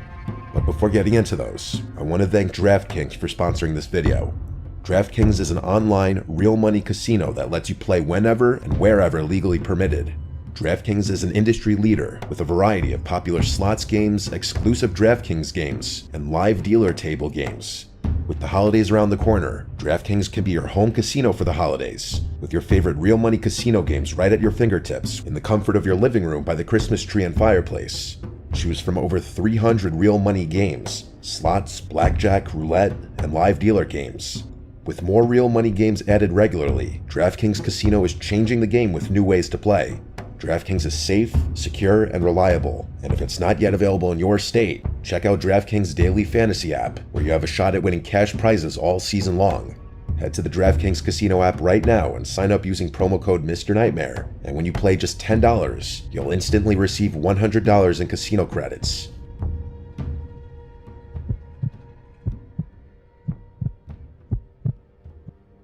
This happened a few years ago, but it still gives me an unsettling feeling whenever I think about it. The only reason I'm talking about it now is because I feel like it's been long enough since it happened, and I won't risk anything by putting it on the internet. Back then, my wife and I had just moved into the suburbs from the city. We just had our third kid, and between the baby stuff, the toys, and the general chaos, our apartment felt way too cramped. We found a nice house in a quiet, safe neighborhood. The neighbors described it as the kind of place where you'd feel fine leaving the doors unlocked. The house itself wasn't massive, but it was definitely a step up from the tiny space we'd previously been living in. One of the features that caught my wife's eye was the backyard. It had this beautiful, slightly overgrown garden with a few old statues scattered around. They were weathered, a little eerie looking, like something out of Game of Thrones. I know it sounds weird, but my wife and I loved it, said it gave our yard character. I was pretty indifferent, so I left everything as it was, statues and all. I figured it was less work for me, which I was never going to complain about. A few days after we moved in, I was looking out the window, taking in the yard, when I noticed something odd. One of the statues, an angel I think, was facing away from the house. All the others were facing toward us, so it looked strange. I could have sworn they all faced the same direction, but I didn't really know for sure. I didn't think much of it, and just assumed I was misremembering things. The next morning, I looked out the window again, and that's when I noticed it. Another statue had turned around, again facing away from the house. This time I knew something was up. I had never been more sure about anything in my life. I asked my wife about it, but she just shrugged it off and said she hadn't noticed anything. I thought maybe it was my son Jimmy, He was a little prankster back then, always up to something. But when I asked him, he just looked at me like I was nuts. I doubted he'd do something like that anyway. I knew something was going on though, but I couldn't prove it. I didn't want to make a big deal out of it, so I tried to ignore it. Besides, I had bigger problems to worry about. I don't like admitting it, but money was really tight during that time, and I lived in perpetual fear that I was going to lose my job. A few days went by without anything strange, and I started to relax. But then, one evening, I looked out the window, and my heart nearly stopped. All of the statues were lined up in a row at the very edge of the house, just standing there. It was a freakish sight, like something out of a horror movie. I know it sounds ridiculous, but part of me could feel all those eyes looking at me. My breathing went shallow. I couldn't decide whether it was more scary or bizarre. I went outside to get a closer look, trying to make sense of it. Before opening up the back door, I took a few nervous glances around the yard to make sure there was no one out there. It was daylight, but I was paranoid. Eventually, I worked up the courage to open the door and go inspect the statues. I went to lift one of them and immediately realized something. Those statues were heavy, way too heavy for one person to move alone. I couldn't even budge one of them on my own. As I was debating what to do, my wife came outside, and the look on her face told me she was just as freaked out as I was. She suggested maybe some of the other neighbors were messing with us, trying to scare the new people on the block, but that explanation literally made no sense. We had met all of the neighbors, and they all seemed like fairly normal people. Plus, I had trouble believing that anyone sane would do this to a family with young children. This was harassment, not some harmless prank. We ended up calling the police, but as you might expect, they couldn't do much. They suggested putting up some security cameras, but we didn't have the money for that. I told the cops we would, but on the inside, I was really reluctant to do something so drastic. They left, and I guess I felt a little better, even though my wife was still extremely shaken up. My wife and I did everything we could to hide the situation from our kids. Say what you will, but we didn't want to scare them. Nothing happened the next day, or the next. I speculated that the cops had scared whoever was there away, which did track on many levels. So we tried to forget about it, even though neither of us really felt comfortable. I tried to assure myself that maybe my wife was right. Maybe it had just been a prank or something. That didn't do anything to calm my nerves, though. I was on edge, looking out the windows every time I passed by, half expecting to see the statues somewhere else. I hope no one ever has to experience the sensation of feeling unsafe in your own home. A few days passed without incident. I started thinking the nightmare was over, and for the first time in a while, the house was actually starting to feel like home. I could not have been more wrong. It was a weekend. I don't remember whether it was Saturday or Sunday, but it was definitely a weekend since my kids didn't have school. After some breakfast, I went outside to play in the yard with my kids, and that's when I saw it. Spray painted in big black letters on the back wall of our house were the words, "Go away." I nearly dropped my son when I saw it. Without thinking, I rushed my kids inside and told my wife to stay in the house with them. I don't know what came over me. I'm not that brave of a guy, but I started sprinting through the garden, screaming threats at whoever had vandalized my house. Adrenaline was coursing through my veins, and I was looking for a fight. No one was anywhere in my yard, though. Eventually, I gave up looking. As I was walking back towards the house, the adrenaline in me turned to outright fear. This was serious. Someone had left a direct message meant to scare us. They could have meant us harm, and I knew the situation was only going to escalate from there. The police came again and took down another report, but without any leads, there wasn't much they could do. I insisted that they stay on the property in case those people came back, but they told me they didn't have enough evidence to waste resources like that. As far as they knew, some teenage delinquents could have been behind the graffiti. I couldn't believe what I was hearing. They told me they'd make sure a patrol officer was nearby, which I guess was some kind of consolation. My wife was twice as upset as I was, so I reassured her that we'd be okay, even though I was freaking out internally. That night, I was in the kitchen when I heard my wife scream from the living room. I ran in, and she was standing by the window pointing outside. I looked, and my stomach dropped. There were 5 people standing in our backyard, each of them wearing white face coverings. They were dancing around in this strange, jerky way, almost like puppets. We just stood there, watching them, too shocked to move.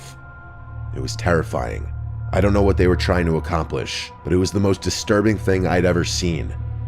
I snapped out of my haze and grabbed the biggest kitchen knife we had. I basically screamed at my wife to call the police, and while she was doing that, I ran out the back door with a knife in my hand. I screamed like a clinically insane person and took one step toward them before instantly regretting it. There were 5 of them and 1 of me. They could have been armed.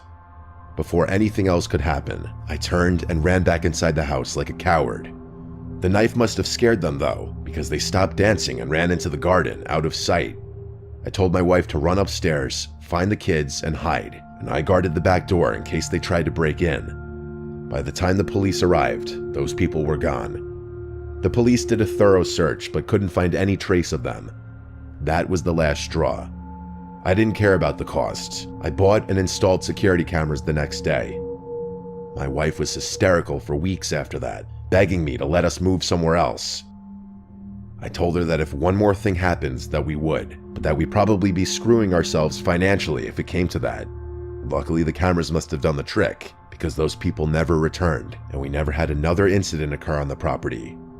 The scariest thing, though, is that we still live in the same house and never got an explanation for what happened.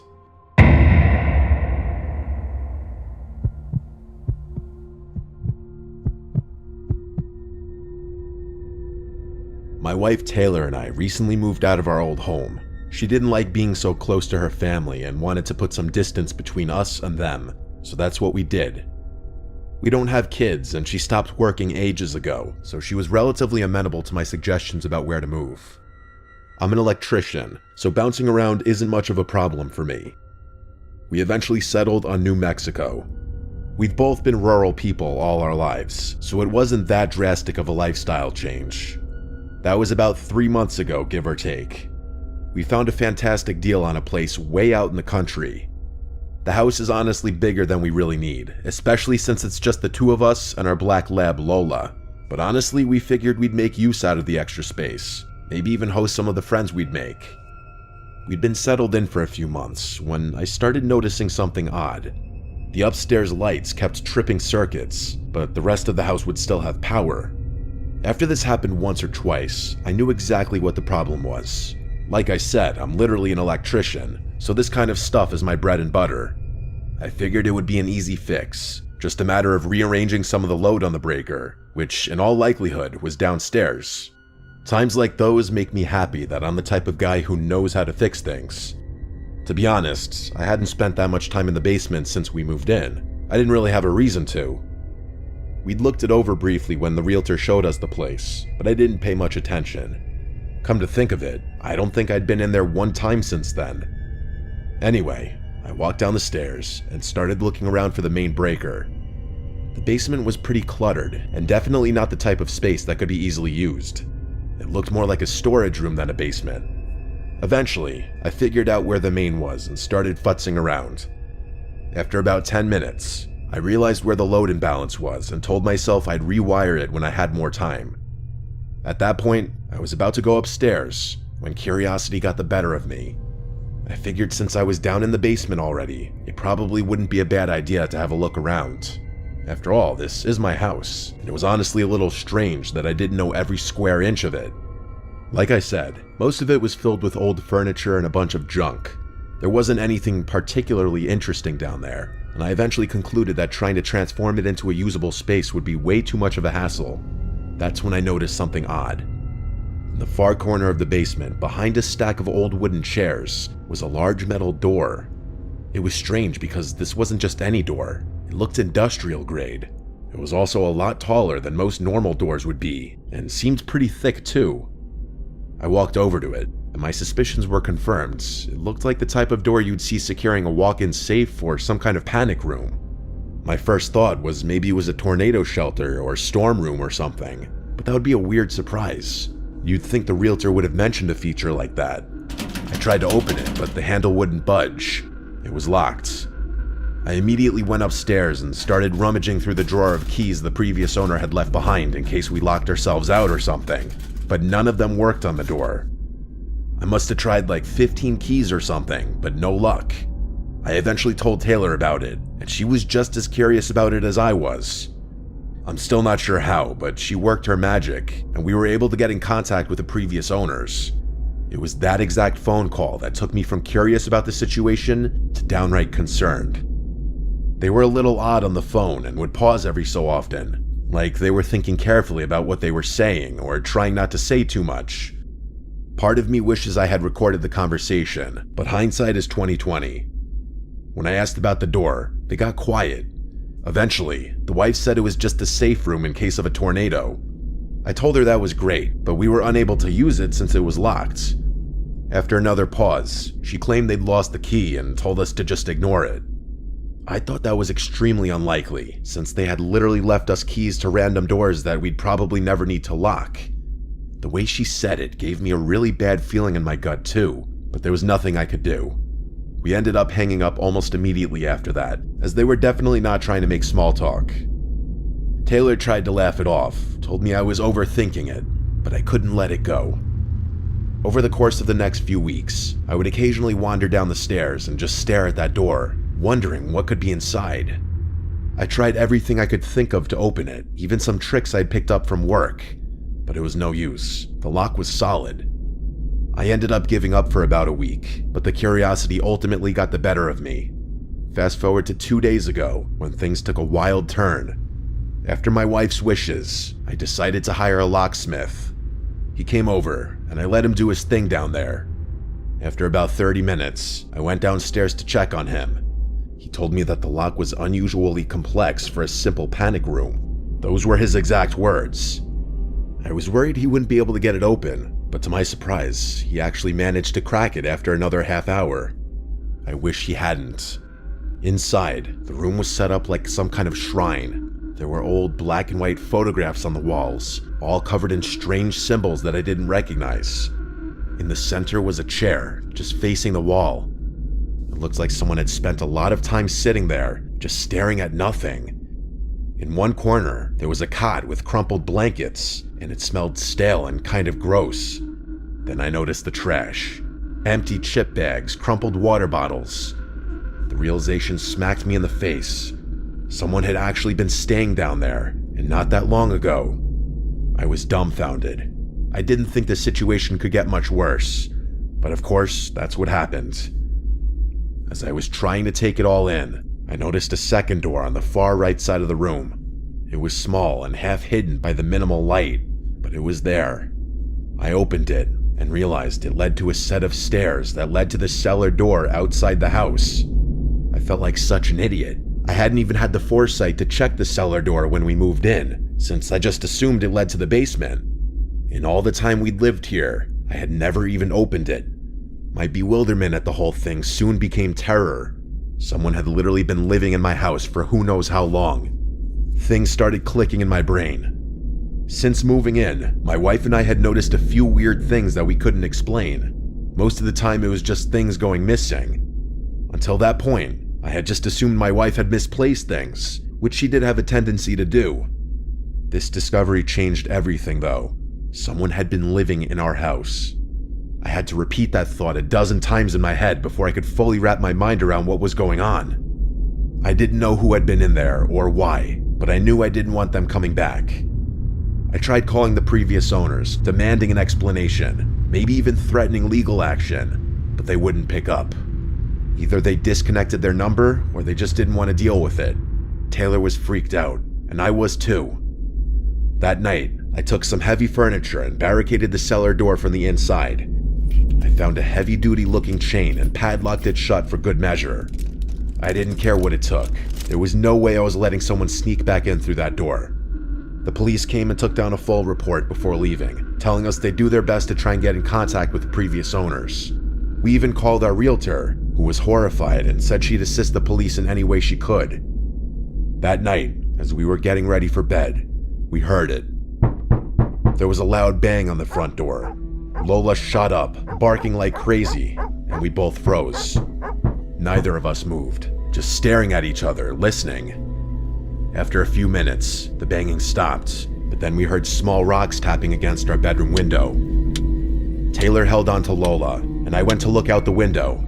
Taylor begged me not to, but I was furious at that point. In my mind, I was preparing to fight whoever was out there. I grabbed the baseball bat from under the bed and yanked the curtains away from the window, but I couldn't see a thing. We thought it was over. Taylor wanted me to call the police, but there was a little part of me that wanted to handle this myself. I knew the police would scare them away and call it pettiness, but I wanted to make sure whoever was out there got caught. I told her if one more thing happened, I'd call. But then from downstairs, I heard the sound of glass shattering. I sprinted downstairs just in time to see two figures running away from the house. The kitchen window was completely shattered. It was then that I called the police, who showed up not long after. They searched the house and the basement, but there was no sign of forced entry into the storm room. They didn't find anyone on the property either.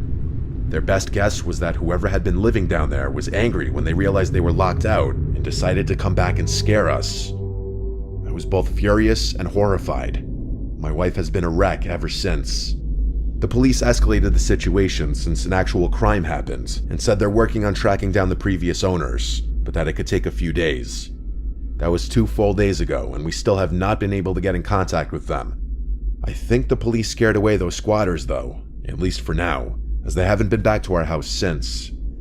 I'm actually shocked that something like this could even happen in the first place. If we can't get in contact with the previous owners soon, I have absolutely no idea what I'm gonna do. I'm fully prepared to defend myself, but I hope it doesn't come to that.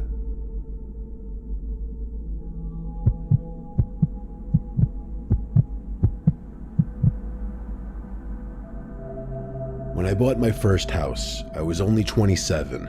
I'd saved up for years, and even though it was just a small, modest place, I was proud of it. Moving in, though, that took some adjustment.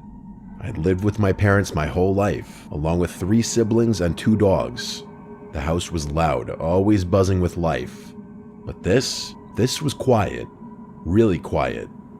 That was honestly the hardest part about the transition. The lack of noise.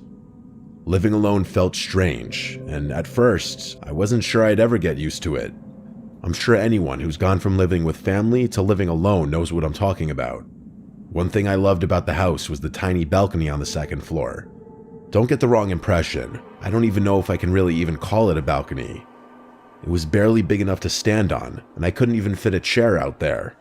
Regardless, I go out there most nights after work to take a break and clear my head. I smoked pretty often, but I hated the smell, so smoking inside wasn't an option for me. The balcony was twice as beneficial for that exact reason. I didn't even have to go outside or leave the comfort of my own home just to smoke. It felt like a luxury. I'll describe the layout of the property so what I'm about to tell you makes sense. The block I lived on was pretty standard, with houses adjacent to each other all the way down. The street behind mine was exactly the same, meaning everyone's house would be sharing a backyard if it weren't for the 10-foot tall fences designating the property lines. From my balcony, I could see over my backyard neighbor's fence and into his yard. You could see the whole place, really. After a few weeks, I realized I'd met almost all the neighbors except him. Come to think of it, I don't think I had ever seen him, let alone have a conversation with him. The guy never waved and never came over. I never saw him in the yard or at the bedroom window. Nothing. It was like he didn't exist. If it weren't for the occasional bedroom light on at night, I would have assumed the place was deserted. I guessed that there was an old person living there since the grass looked like it hadn't been cut in years, and I never heard any sounds from their yard. After another week, curiosity got the better of me, and I decided to go introduce myself and at least put a face to the name. One Saturday, I walked around the block to his place, expecting to knock on the door and maybe make some small talk. But the house looked rough. Rough was an understatement. It looked completely untouched. The yard was a mess, overgrown with weeds, and the whole place looked like it had been ignored for years. The paint was chipping, some of the siding had been scratched off, and the walkway was stained. The doorbell was broken, so I gave a few loud knocks and waited. Nothing. I felt awkward standing there and started to wonder if maybe the place really was vacant. But then I saw a slight movement behind the window shade. just a flicker like someone was peeking out. That was enough for me.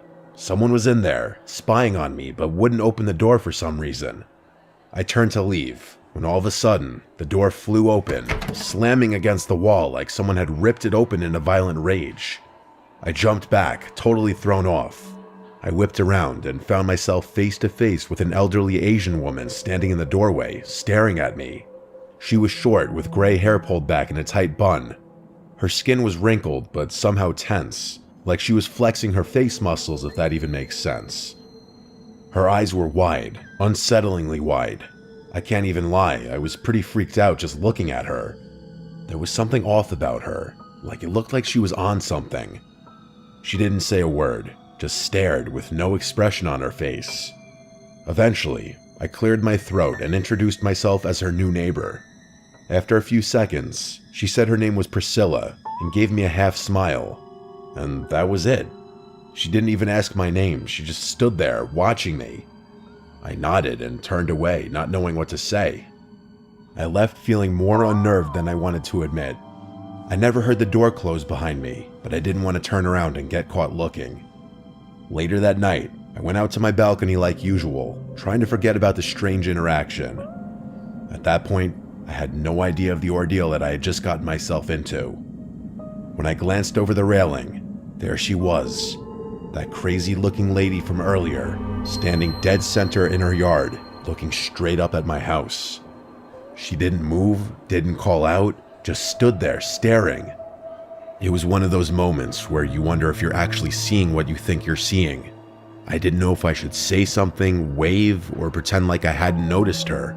It was one of the freakiest things I'd ever seen, and I didn't know how to handle it.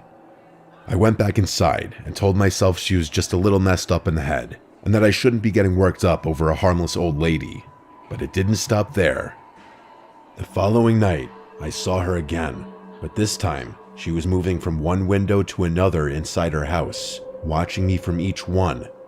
Although I pretended not to notice her, part of me felt like she knew that I knew she was watching. I was hoping she'd stop, but she didn't. She was still looking at me when I finished smoking and turned to go inside. Out of curiosity, I peeked out one of my windows about 20 minutes later to see if she was still looking at my house. To my horror, she actually was. I called my dad, and he told me that she probably had dementia or something, and that she was most likely just lonely or confused. He told me that I should actually feel bad for her. It was kind of hard to feel bad for someone who was borderline stalking me, but my dad calmed my nerves and assured me that she was harmless. A few nights passed without anything weird happening. I didn't see her in her yard or at any of her windows. I thought maybe my dad had been right, and was starting to feel glad that I hadn't done something drastic. That is, until one morning, when I found a woman's sock on my side of the fence, just sitting in my yard. I stared at it, feeling a chill run through me. This wasn't just her strange behavior anymore. She'd been on my property. I didn't know what to do. I didn't want to confront her, but I was starting to feel like I couldn't ignore it either. I should have called the police right there, but I didn't because I didn't want to create issues with a neighbor. That night, as I was laying in bed, the doorbell started ringing.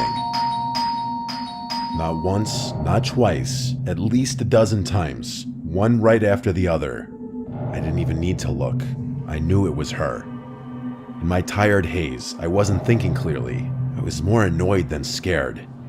I got up, threw on a shirt, and went to the door, telling myself I'd just ask her to leave me alone. I told myself that I'd been putting this off for long enough, and it was about time I dealt with it. I have no idea why I wasn't scared in that moment. I still look back and cringe at how flippantly I handled the situation. I don't even want to say I was naive, but I can't think of a better word to describe my attitude to it all. The second I opened the door, she lunged at me. She ran full speed at me with a kitchen knife in her hand, her face twisted in rage. She started screaming, yelling something about how I had taken her son from her. I barely had time to process what was happening. I grabbed her arm, managing to wrestle the knife out of her grip, and I pinned her down on the floor. She was easy to overpower, but that didn't make the situation any less terrifying. My heart was racing and my hands were shaking as I held her there and called the police. She was still screaming nonsense about her son and told me that she was going to kill me. At one point she tried to bite me, but I wasn't going to let her go until the police arrived. It was the longest 5 minutes of my life. She never stopped screaming or squirming the entire time. When the police finally arrived, they restrained her and forced her into one of their cruisers. She screamed the whole time, and I could still hear her screaming even after they shoved her in the car. I had never been more scared in my life. The police made sure I was okay and told me she'd be sent to some kind of psychiatric facility. I never saw her again after that. This incident still weighs pretty heavily on my mind and has definitely made me a more paranoid and cautious person. I ended up moving out not even a year later.